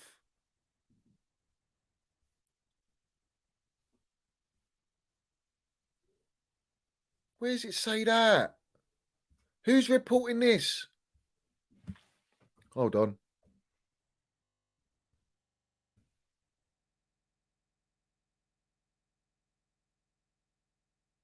Have a look, guys. 1 second. Is that a parody account reporting this? No, it's not. Breaking: Mark Cucurella and Hakim Ziyech are both not in the Chelsea squad for tomorrow's game v Southampton. What's going on? What is going on? What's going on, guys? Big up Fran's on the screen there. Big up to Fran. Proper Chelsea, mate. Proper fucking Chelsea. Hope she's well.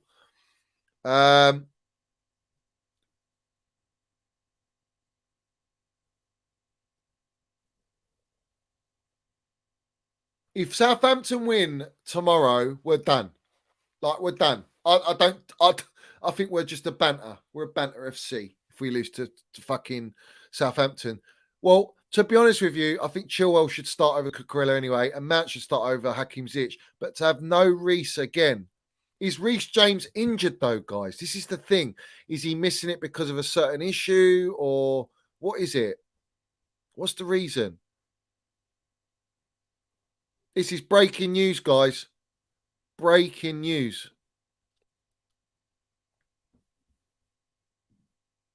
This is breaking news.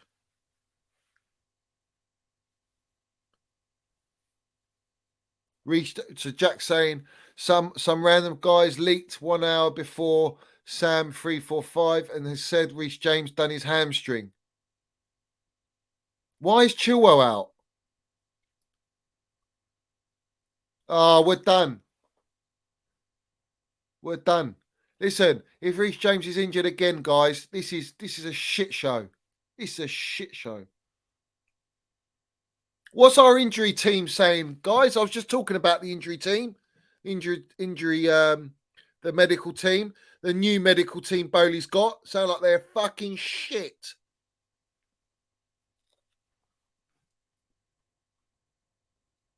We're Hospital FC.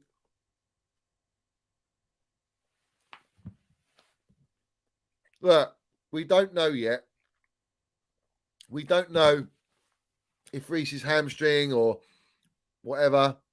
But if he's injured, he's out of this game for sure. And more than likely Spurs game as well, which is fucking... What are they going to say, guys? Hey? What are they going to say? They're going to turn around and go, but Potter's had so many injuries. No, we're not going to sack him. Even though we're going to lose what?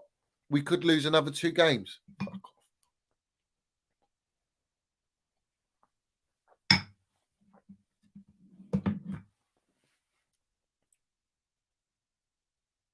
This is my thing. I have to question if Reece is going to be this injury prone.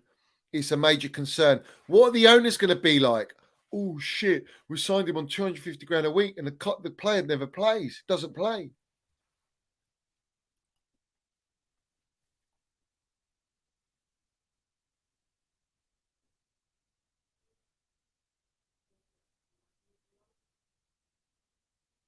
What do you mean Thiago Silva's not in the squad? Is this a joke? Are you bantering me or what? Is this a banter thing? Are we taking the piss?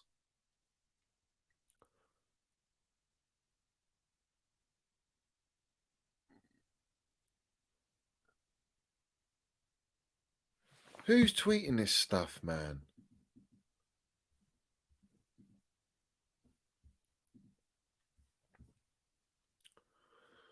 Is this his Sam? What's his name? Sam what? Sam. What's his name? You put it in the. Someone put it in the chat. What's his name? Sam 345. Yeah, never heard of this guy. Is this another team sheet merchant?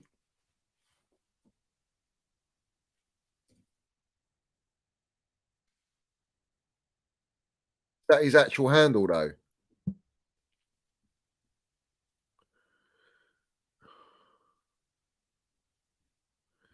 Sam 345. I've put that in though.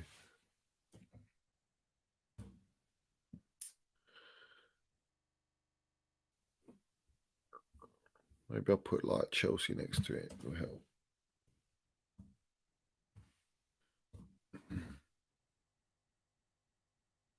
No, I can't find it. What's he saying, man, this guy?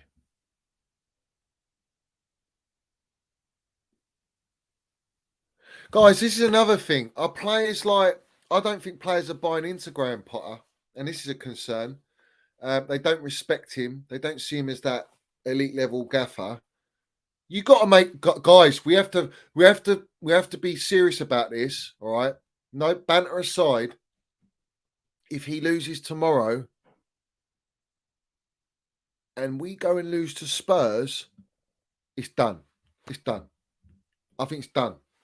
You cannot risk going in the Champions League against Dortmund at home and losing and getting knocked out of Champions League. You have to go all out and try and win the Champions League and salvage our season. Yeah.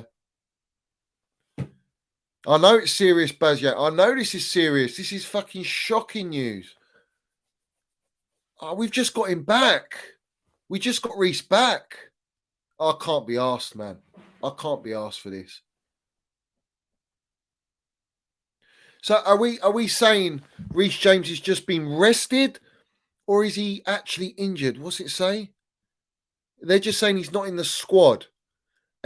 So they're saying they're not in the squad. Doesn't mean that he's injured. Who's saying he's injured? That's what I want to know.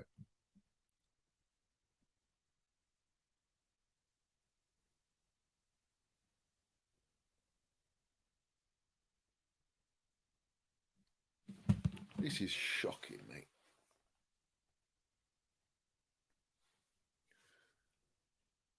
Oh, I'm looking at what you tagged me. Bear with me. Guys, get them likes up. We've got 250 people in here. Can every single one of you smash the piece of that like button while I check this tag? Go and hit that like button, guys. Every single one of you. We should have no less than 250 likes. I want to get up to 300 likes.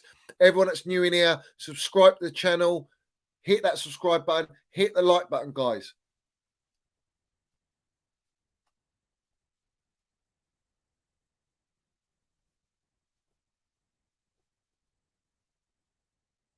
All right, so we've got here Thiago Silva is not in the Chelsea squad for tomorrow's game. He's not even in the squad.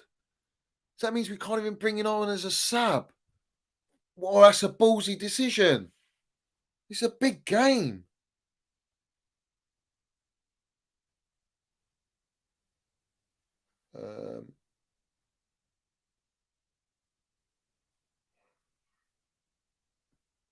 Where is it?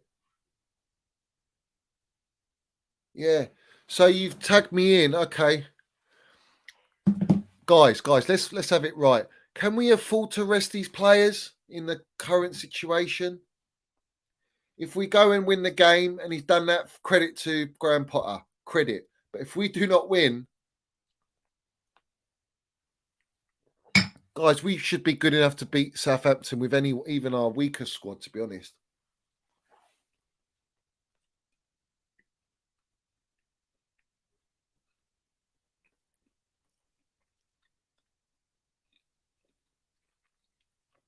Listen, everyone wants an injury-prone player to be captain. I have to question you there. Vice captain, yeah, I agree. Graham's on more than pot, mate.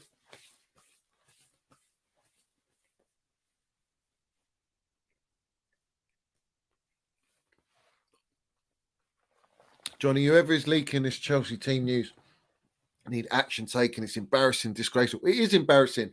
It's the night before. What does that do now? It creates panic stations. It makes people concerned. We don't know what to think now. We don't know if Reece has just been rested, whether he's on the bench, whether he's actually injured. What's the severity of the injury? Why is Thiago not on this squad? Is he injured? Has he got a knock? We're hearing Cucurella now. Cucurella's going through some personal stuff. And I think, like, Cucurella, I can understand. He's not mentally there to play. So maybe they're taking him out. Ziyech, what the fuck did Ziyech do in Dortmund? Apart from fall over all the time and give the ball away and one pass for 90 minutes. I don't know, guys. I don't know. Imagine if they're protesting. Can you imagine if the players have had enough? I don't know, man. I don't know if it's that deep. But I do think there's a lot of players in there that are not buying into this shit. And the bottom line is, this is the owners, mate. It's not Graham Potter. It's the owners. Listen, I'm very wary of American owners. I've always been. I said that from the start when I started this game. I even tweeted about it. I even tweeted Bowley out and don't bring him into our club and all that. I did from the start. I know what they're about. It's funny that. Maybe I'm just one of those. I foresee the future.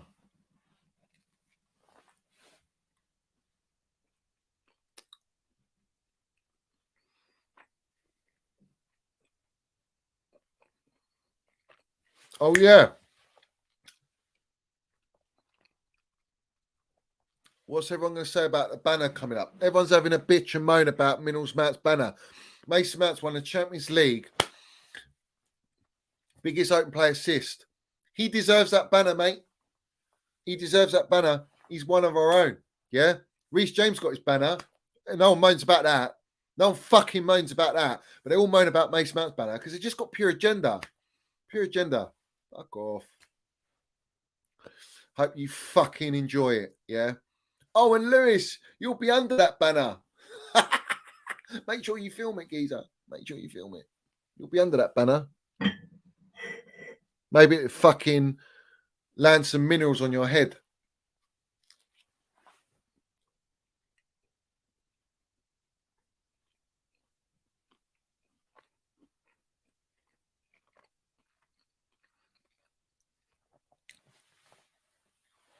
Mount's played what? 170 odd games for Chelsea. How many's Reece played? I would love Mount to get 200 game appearances for Chelsea. That would be unbelievable. At 24 years old. Fuck me. Right. Great point, H Talks Chelsea. And it's something I want to talk about. Our fans lowering our mentality will make us lose our Chelsea. It's very important what I'm going to say right now. And I spoke about it with Lee Gunner last show, last night. If we accept, and I've mentioned it on this show, but I want to go into a little bit more. We cannot accept this level. We as supporters have to stand up. If we're not happy with the way it's going, we have to let the board know. Just like, let's have it right, when we sung Super Tommy Tuchel in the stands and the owners didn't like it, what did they do? They put out garbage reports about Thomas Tuchel. They put garbage reports about them knowing that we knew to address the midfielder and Thomas Tuchel didn't want a midfielder. Bollocks, yeah? All right? They push out a narrative, and then to follow that up, lovely snowball effect, they went and signed Felix on loan. They went and signed Mudryk off Arsenal. They went and signed Enzo, and everyone forgot about it. No one wanted to sing Super Tommy Tuchel because it lifted and created a buzz. But now the results are still shit, all right? And we're going through this. Our team is good enough to be right up there. Our team is a top 4 team. Our squad is a top 4 team, right? All of a sudden, all of our supporters are like, oh no, we're not good enough for top 4.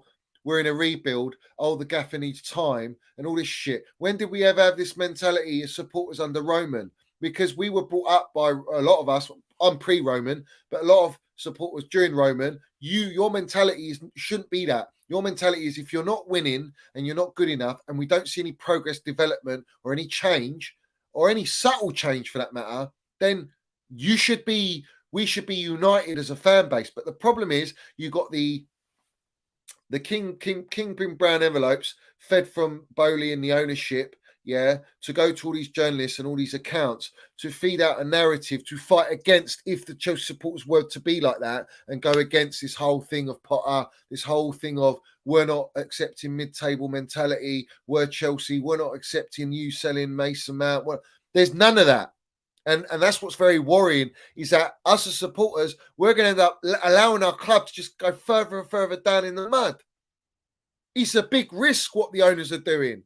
It's a big risk. And is it going to pay off? Listen, let's have it right. You can bowl these young players, low wages, all that shit, and you can have young talent, right? But you ain't got any experience. You ain't got any leaders in that dressing room. You ain't got that winning mentality in the dressing room. So what are you going to go and win? Now, what happens? Are you telling me every single young player, this is their thought process, they probably think every young player they buy is going to make it and be fantastic superstar, all right? But football tells you, heritage, track record tells you, when Roman made signings, where every single signing of Roman's fucking top class superstar signings. No, so many went wrong. Not every signing goes right. You look at other clubs, signings cannot work sometimes. They don't work. It doesn't work out for the player. It's too much pressure. They don't live up to their potential. They don't take their chances. They might be injury prone. There's all sorts of shit that happens. There's so much context around it. It's too risky. And my thing is this: you cannot build your club upon that model. It won't fucking work. So we need to put a stop to that. Us as supporters, we cannot accept this mediocrity. What's the news now? Is there any more news? Is there any more news while we're breaking on live on stream?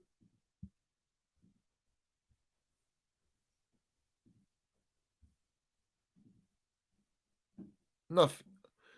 All right, so breaking again. Thiago Silva not in the squad for tomorrow's game v Southampton, in the most critical game, an absolutely critical game, a game that we must win. Why is Thiago Silva not playing now?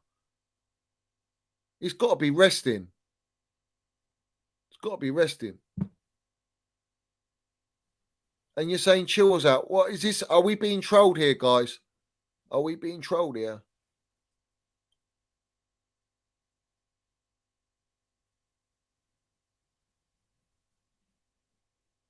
Fuck. Guys, hit that like button. Smash the piece of like button, guys. Brighton and Hospital Albion FC. Big up Dino, man. Big up Dino, my geezer.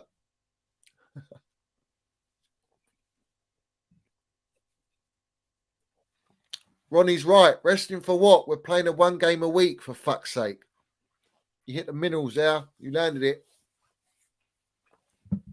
Guys, this is true, though. This is absolute Chelsea, guys. Look. This is their official account. Like, why would they bullshit about this? And also, this CFC Sam geezer, he's got 79.6k followers. If he gets this wrong, he's in the mud. If he gets this wrong, he's in the mud. I doubt he's going to risk his reputation, lads.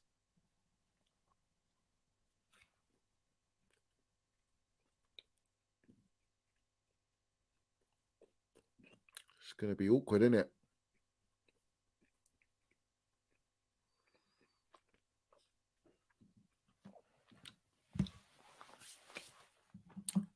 It's going to be awkward, mate.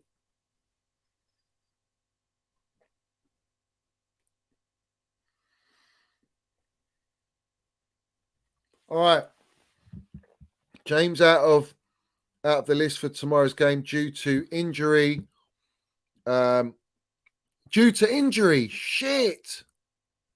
Hold on, guys. I got it tagged. Hold on.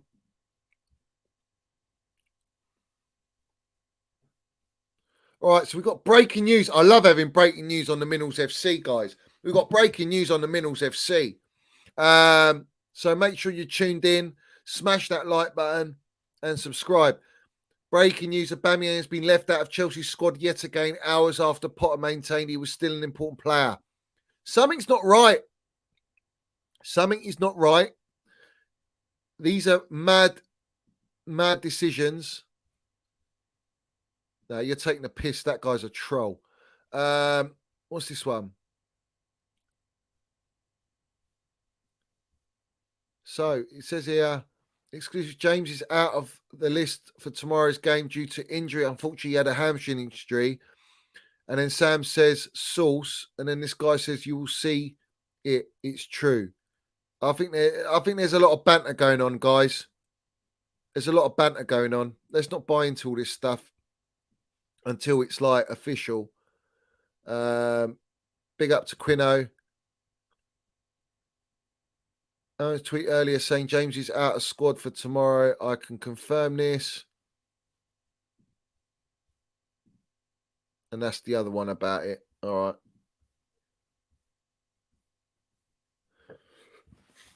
Well, you've tagged me in this stuff.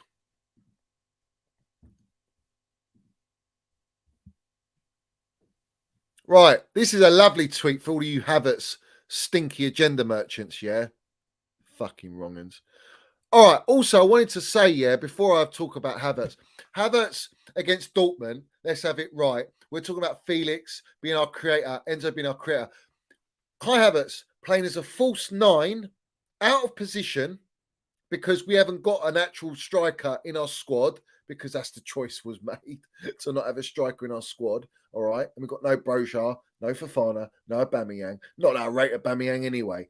But the thing is, natural finisher, natural striker. Yeah, we don't have. Kai Havertz playing false 9. He created 4 chances, 2 big chances. That was more chances, the most chances created by any player in both the Chelsea team and the Dortmund team. Let's have it right. And now we've got this stat here, which says only Harry Kane 7, Erling Haaland 5, and Alexander Mitrovic 4 have scored more headed goals than Kai Havertz 3 in the Premier League this season, doing what he can as an unnatural number 9. And not only that, unnatural number 9, he's scored 2 goals as winning goals to win us 3 points.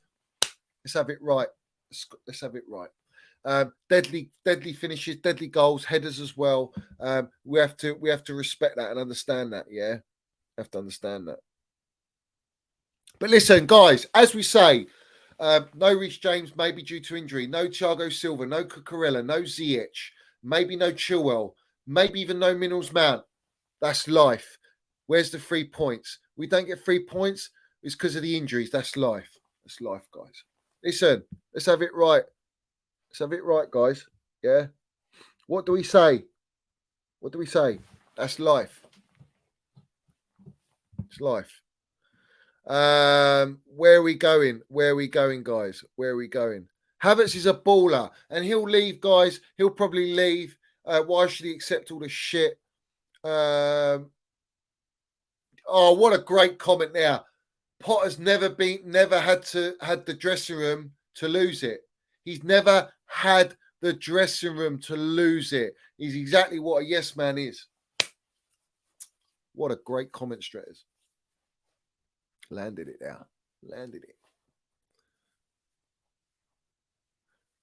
Let's stop all the nonsense, guys. I know we want to have a bit of trolling going on, a bit of fun, and it's all good and fun and bants, but I'm actually very concerned right now that we're not going to have Reece James. We're not going to have a Mason Mount probably playing, you know, because of agenda. And it looks like we've got no options up front. No Aubameyang.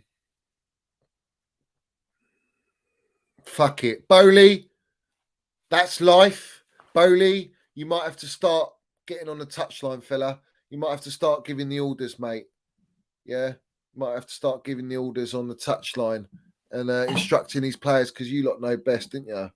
Up the Chelsea, up the Middles FC. We land it. Guys, let's get well over 200 likes. I want 300 likes. You Minerals Generals in here. Every single one of you smash the pieces that like button.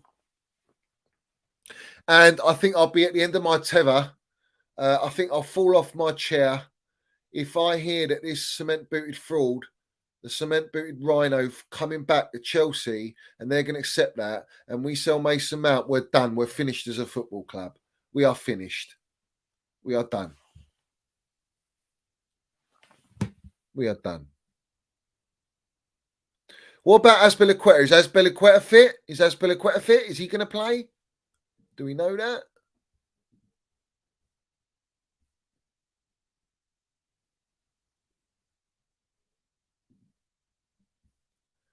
So Quino's put, so let me get this straight. Potter has chosen to rest Reece, Ziyech, Uber, Thiago Silva and Cucurella in the crisis we are in for no reason. I'm sorry, but something has to be going on behind the scenes. Maybe Potter goes tonight. I don't know, guys. I don't know, man. Big up Fred in here as well. Benfica support. Big up, Fred. Hope you're doing well, geezer. Big up, Fred. Mickey Joyboy and my geezer. Let's have it right. Fuck that lamppost. Come on. You know the deal.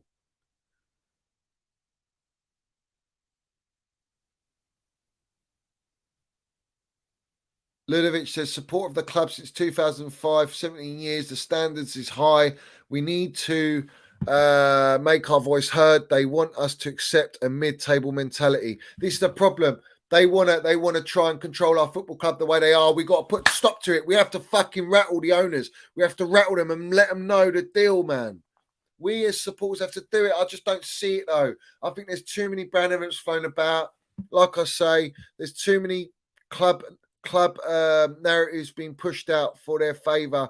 They're fighting tooth and nail for Potter. The right thing to do is to make a change. If nothing changes tomorrow and we don't see any progress, if we don't ball out tomorrow and we don't win this game, it's not looking healthy, mate. It's not looking healthy. And the Brown Everett journaling has to be stopped. Has to be stopped because this is not how the football club should be run. Yeah. Bowley should get the professionals in charge, winning mentality to control the team and tactically be in it, be quality about it. No, experienced winners, mentality, right training, right team. Let them do their job. Let them build the team, not you. You don't know about football. You don't know about players. You go by data, analytical stats. That's your model, and that works in baseball. Yeah, we've all seen Moneyball, but football don't work like that. There's an element. Yes, you use a bit of data to see what they're like or the trajectory and all that. I get that. You look at the stats, the pros and the cons, and all that. But at the same time, you need eye tests. You need to see, do they suit the league? You know, they might have great stats in that league, but is it translatable to the Premier League and Chelsea and the way we are built as a football club? These are they don't know this. This is my worry, man. Fucking hell. You're going to let a baller like this go. It's just fucking shocking. As a wise man said, R.I.P. Claude, it's time to go. It's time to go.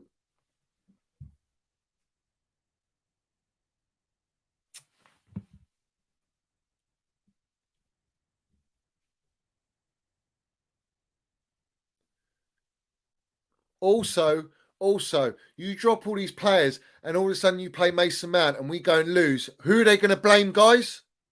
Who are they going to blame? They're going to blame Mason Mount. Or they'll blame Kai Havertz. I don't know who's leaking this shit, man. Who's leaking this shit? Big up, Daniel.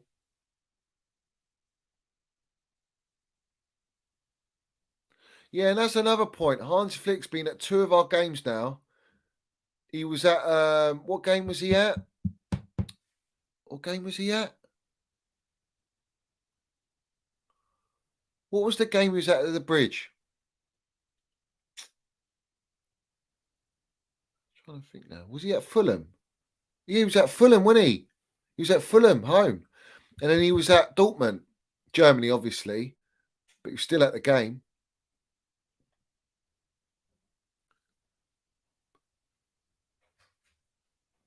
Guys, I wouldn't be surprised if the owners are picking this lineup.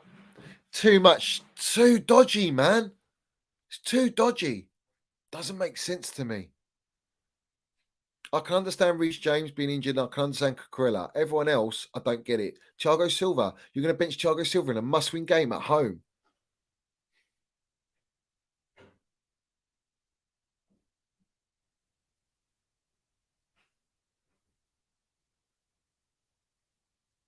And another thing, I put out a tweet, guys, about Mudryk. Let me get it up. Which was, I put it out yesterday, actually. Let me get it up, guys. This is what I said. Let me get it up. So, I said, coming at Mudryk, who hasn't played since November before coming to us and playing in late January with multiple changes is unfair. It's unfair. Bottom line, he should be managed better, but they don't want their 100 million player on the bench, do they now? Figure it out. And if you look at it, a player like that at that age should be managed better. He should be eased in. He's not played minutes. Now he's starting full 90 minutes. He's just mad. He's getting subbed off because he's not performing. But how can he perform if he's not match fit? It's very unfair on the kid. And everyone's going to come at him. Yeah. Shiny new toys. Yeah. The novelty wears off. And these fans, our fan base is toxic. They will turn on this player very quickly. All right. They will turn. And it's very unfair because our team is not built. We don't have a backbone. The longer that we don't have a backbone, the longer we have no balance, the longer we can't compete at the highest level. I don't know how many fucking times I have to keep saying it. Yeah. I don't know how many times I have to keep saying it. All right. Same narrative I push. Yeah. And let's talk about it. Mourinho and Chelsea, when you start accepting defeats, just because your team played well and just because your players gave their best, a performance for people to be proud of, I think when you get used to it, that's when the big clubs stop being big clubs. And I put, yet these cult accounts say coached a 3-0 win after a loss. That's life. No, in reality, paid narratives are pushed to protect the owner's decision, which was to sack Tuchel and bring in Graham Potter, a manager that hasn't won anything, who's just you're relying on a blueprint and his whole team on a long 7-year contract, which is accepting at this moment in time mediocrity, and it's a small club mentality for in return for full control. And my thing is this: we will become a club that solely is going to live off our history, because it's our history that is attracting these players like Enzo, Felix. They know Felix wouldn't have come if we didn't win the Champions League. Enzo wouldn't come if we didn't win the Champions League. Just not once. Like, we won it twice. So we have heritage. They've watched us as young players. They've seen our era under John Terry, Didier Drogba, Frank Lampard, and all these great players, Ballack and Essien and that. They've seen that. They grew up with that. And Chelsea's got heritage. We've got a winning mentality. We're known as the Bison itself, that we are an elite football club and win at all costs. And that's our mentality. So you're living off that. You're living off that history, but it only buys you so much time. Arsenal been living off that, and look at them now ever since they haven't been in the Champions League. And obviously, let's land it. The last time they were in the Champions League, if I'm correct, was 2006? Was it? When was it? I'm trying to think now. All I know is Mason Mount and Reece James was something like 11 years old or something stupid, 8, 9 years old. Yeah, that's what the last time that they were in the Champions League. All right. And look how hard it was for them to attract players. And if they did attract players, they had to pay them astronomical wages. astronomical fees, but mainly wages. And ever since they signed those big wages, Ozils and fucking Aubameyangs and all that, look at them, they all go tits up.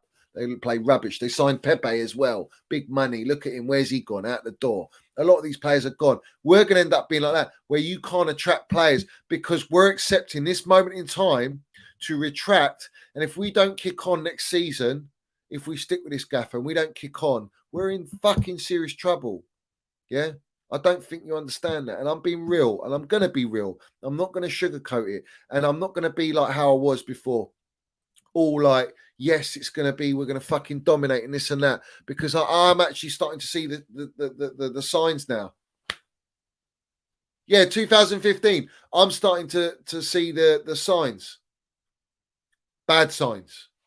Signs of how we've actually regressed now. We had a team that we just needed to tweak. And we could have thrown 600 million to tweak this team and make it better and do it in a gradual process. No, it's just gone all in guns blazing and ripping everything apart without any. We didn't have a director of football or any backroom staff to go and build that balance we need in the team and that core and have that actual technical director advice and experience. Bowley was the fucking director of football, going around having wonderful meals and great food and wonderful meals and all this shit, yeah, all this PR. But in reality, you need professionals in the game, and he's using our club as the pull itself, which gets you to a point until you do business and you know about how football works. Where do you go from there? And I'm very concerned about it. I'm very concerned. Thomas Tuchel should have been given the keys. He wasn't. That's the reality. But don't shit on Thomas Tuchel because it suits your Potter agenda. Don't do it. Don't do it. Show respect to Thomas Tuchel, who won us trophies in such a short space of time. He's managed to do it. Why can't Potter do it? He's got a good enough squad. So I'm very concerned, mate. I'm very concerned. Big up to Lilovic, says Roman didn't try to manipulate and we loved him. Yeah, there's no manipulation. I don't buy anything that Brand envelopes say, especially when it's like pro this, pro that. I'm very skeptical of it. Gayan says, put the Roadrunner man at right back and Chilwell looked injured coming off the last game. We are covered in the centre-back position, so no worries. I mean, calling him a Roadrunner is a fucking absolute insult. You should wash your mouth out or wash your keyboard, mate, and fucking blow up your fucking phone, man, for writing that. Roadrunner is an absolute disgrace. Yeah, disrespect to your player. Won you Champions League, got you in all the fucking. He got you in the Champions League, mate. Yeah, to go and win it. So show some respect to the only player that's got stats like Frank Lampard, better than Lampard, who's our fucking great and legend at our highest goal scorer, our football club. Yeah, so wash your mouth out and wash your brain cells out with fucking all that terminology. At the end of the day, losing, playing Mount right back, you're wrong. And that's the first thing. I know you're trolling, but, you know, everyone's there to troll, isn't they? It's all part of the game. But Chilwell, I don't know what to believe. But having no Reece James on the right, well, we've got Azpilicueta now. Everyone's going to laugh at that. Is what it is. Is what it is. We'll see who's laughing if we lose against Southampton. We're going to see who's going to be laughing. I ain't going to be laughing. I'll tell you that now. I'm definitely not going to be laughing. And the funny thing is, we're sitting 10th and people are just accepting it. Yeah, it's all right. Yeah. Right off this season, we're fucking midway. We're mid-season. Right off this season. And the joke is, what's his name? Ornstein goes, oh, Potter's come, difficult. He's come mid-season. No, he ain't. He wrote mid-season. Ornstein wrote mid-season. Let me get it up. Shocking it was. Shocking. I mean, how much are you trying to bend the truth? Where is it? Let me get it up. I want to fucking land it. Where is it, man? Let me get it up. I'm not having that. Not having that. Right, where is it? Because you don't tweet that often. Here we go. Here it is. I got it. Here we go. All right. So, what does that say, guys? Chelsea are intend to judge Potter by years, not months or games. CFC experts progress but giving 47-year-old significant time, joining new project mid-season.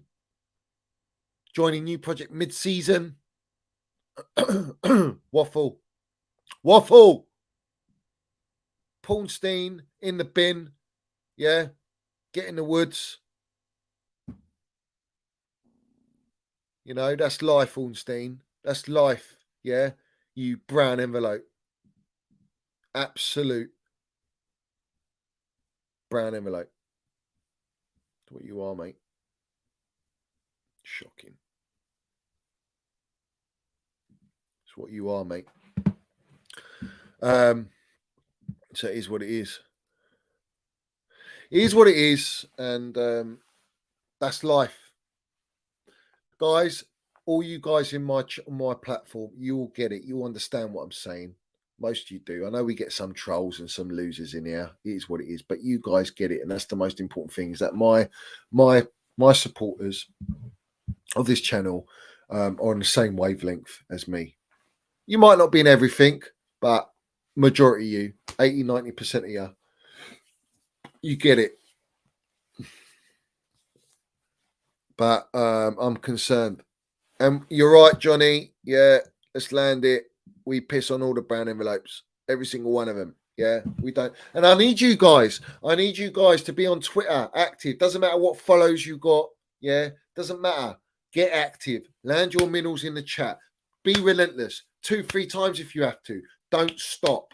Yeah, our voice needs to be heard. Yeah, we need to be heard. We need to protect our players that need protecting. Players like Ziyech don't deserve protection. They want to leave. Yeah. Players like Pulisic want to leave. They don't get my fucking respect and love and backing. And you got Aubameyang who clearly wants to leave, but he's being mistreated at the minute. Because he actually probably does want to play. Or maybe he doesn't. Maybe something's happened, guys. Maybe he's been forced to leave and he didn't want to leave or whatever it is. I don't know. We were hearing Aubameyang was going to go to, was it Everton? Was it Everton they were trying to flog him off to? He didn't want to go Everton. Why would he? Yeah. So maybe there's a fallout there. And now he's been ordered. They're ordering Potter to drop him and not play him or give him any sniff. Hence why taking him out of the Champions League. And now we're suffering because we ain't got a striker.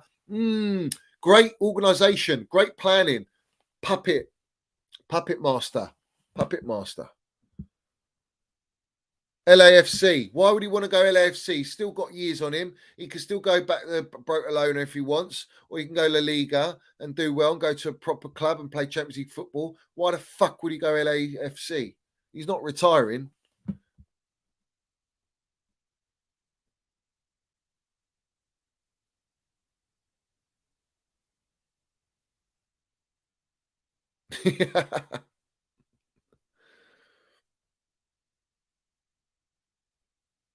How do I feel about our team news being leaked one day before? I think it's disrespectful because now it sets a different kind of pressure now. And now these supporters will be a little bit like, what's going on? Yeah. And then that adds more tension to what we've already got, which is high pressure to win this game. Potter cannot afford to lose this game. Yeah. He can't even afford to draw it. There's no excuse to draw it. This is a must-win game. So I think it adds a lot of pressure.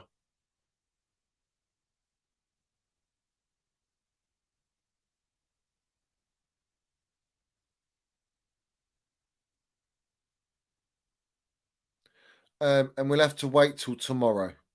3:00 kickoff. So we have to see home game. Let's see what happens. Maybe some of this is bullshit, or some people are going to get mudded, or some people are going to get credibility and more followers. Which way is it going to go? And we've signed a player that's got an Arsenal tattoo. You're not wrong. It's disgusting. I never wanted this guy. If you go back on my streams during the summer, I never wanted Aubameyang. I never fucking wanted him. I went for the banter and the ride to banter the Arsenal fans, but at the end of the day, I never wanted him. Never wanted him. He's not what we need. And I don't believe they used Tuchel's name to bring him in.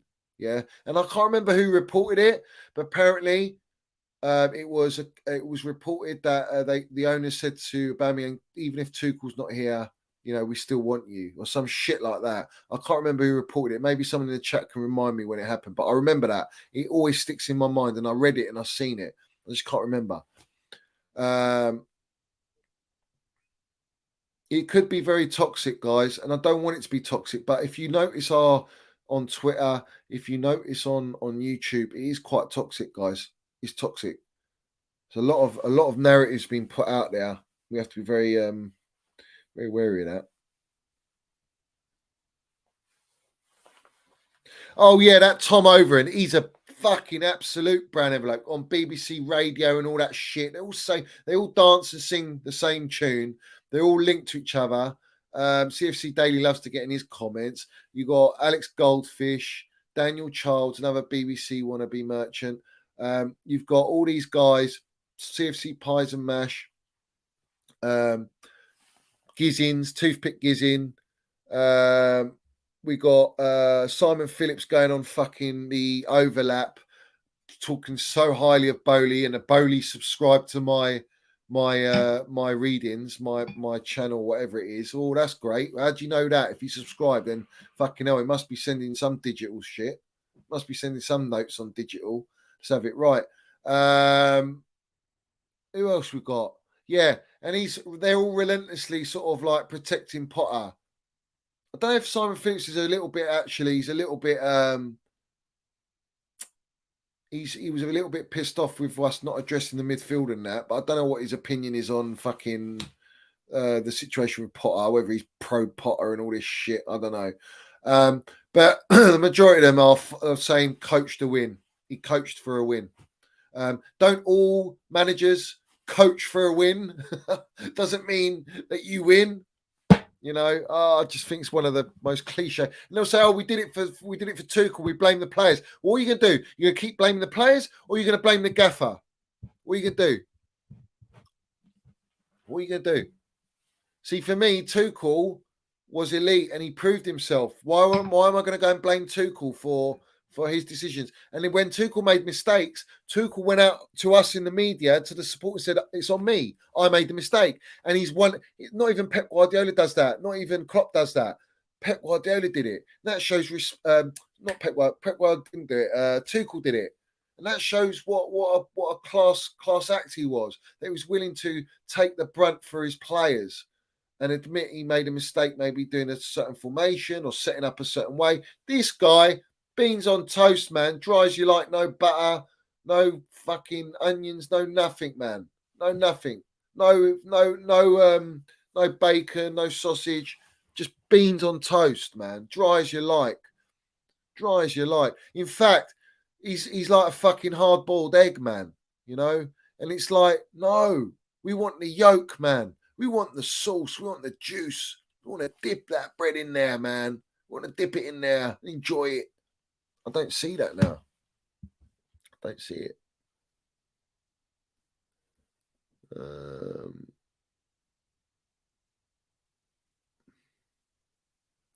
So yeah, they're all involved, guys. These accounts. I don't pay attention to them. I don't read their garbage. Yeah, it's delusion. We're going to end up playing the kids again, and it's just bullshit, man.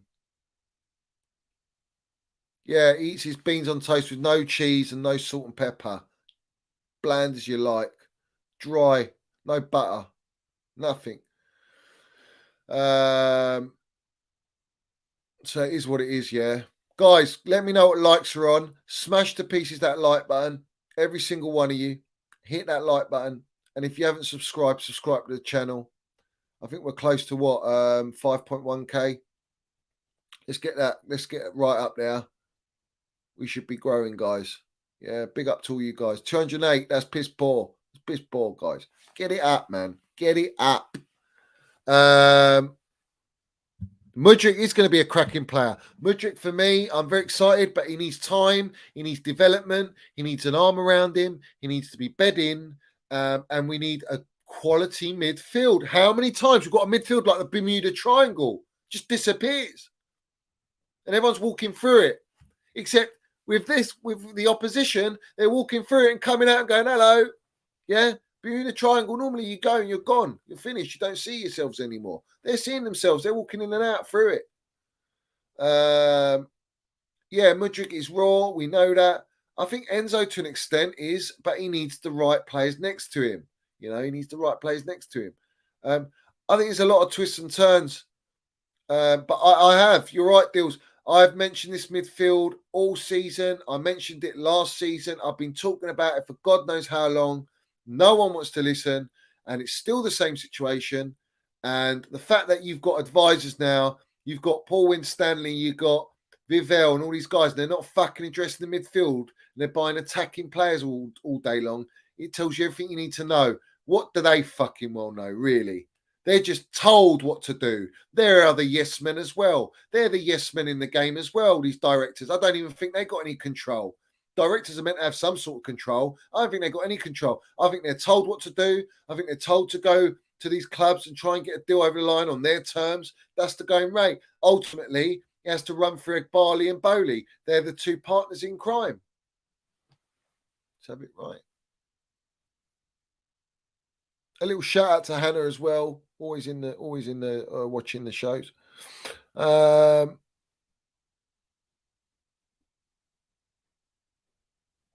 do think that. I think this is more sinister. I think there's something more sinister going on. I think the ownership are putting a lot of pressure on Potter, and that's why I sympathise with him. I think he's been told to play Mudriks and Enzos and Felix and drop Mount for contract, drop players like Gallagher contract or issues. I generally think that. Don't shoot the messenger. Don't shoot the messenger.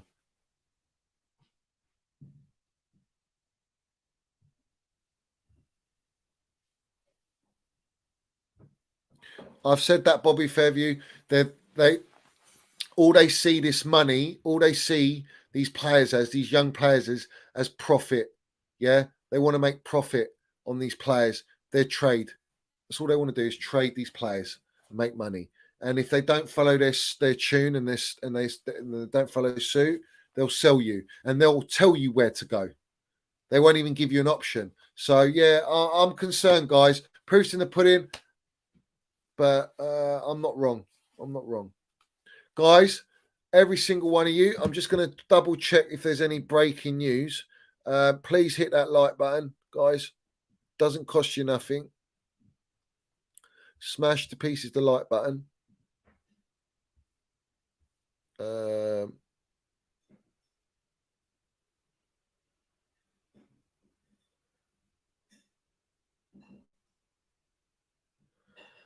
Also, explain to me, you're playing Ziyech. He's had 600 minutes, 1 goal contribution this season, or whatever, however long he's played. 600 minutes, 1 goal contribution. And this guy's playing over your players like Mount, who's got 9 GA like Sterling. Where's Sterling? Why is Sterling not playing? He's not injured. He's been training. Why is Sterling not in the team? They want to offload Sterling. They had to play Koulibaly, who they've benched for 5 games, who's on almost 300 grand a week. They had to play him because Badashile wasn't in the Champions League squad. So they had to play him. You see, they're forced to play him. I have to question this, man, and I am questioning it. And you guys answer. Let me know what you think.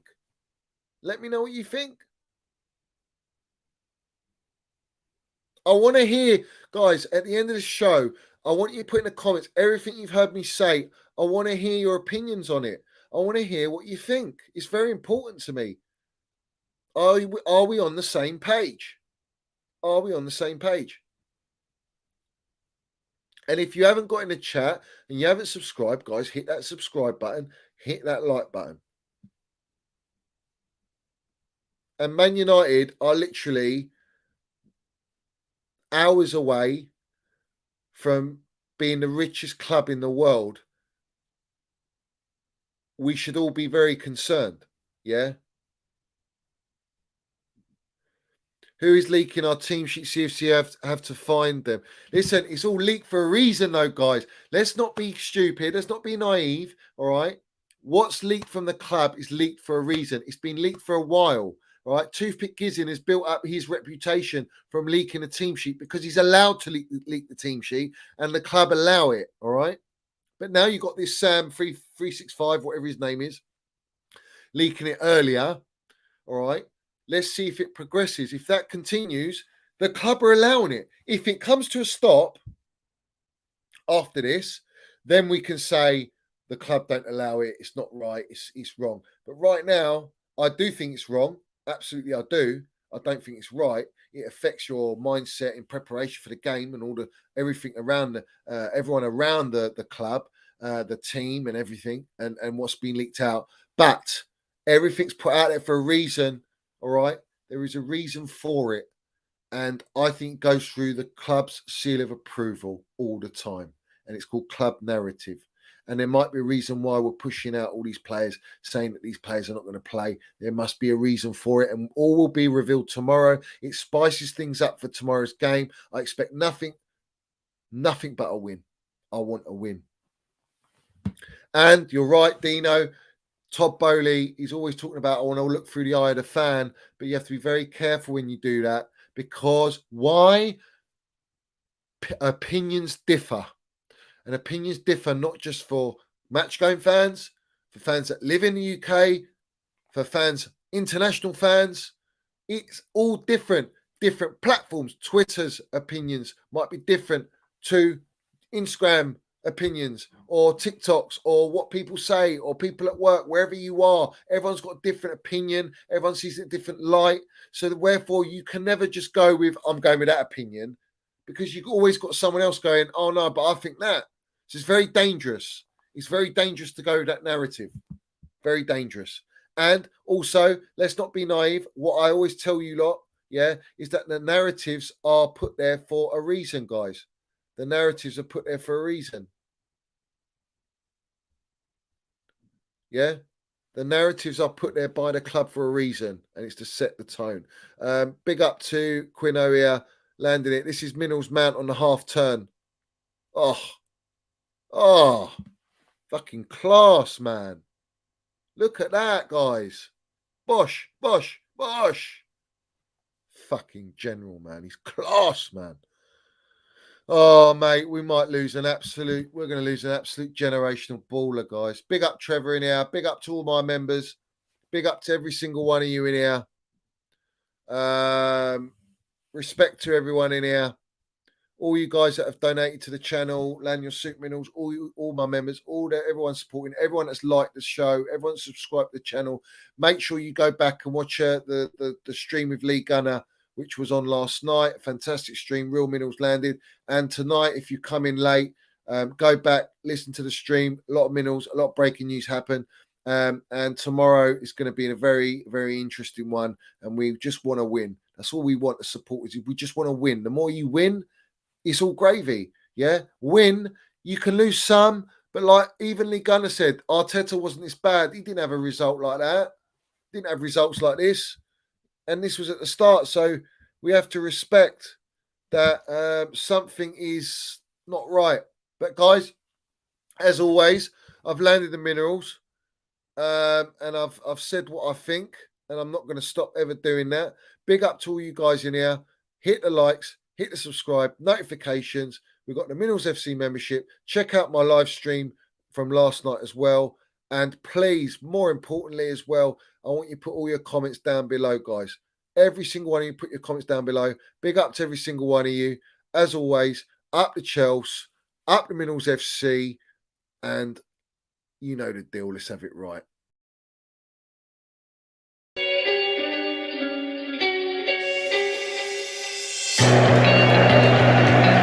Right, Pride of London. London is blue. Let's have it right. Up the Chelsea, up the Minerals FC. Let's go.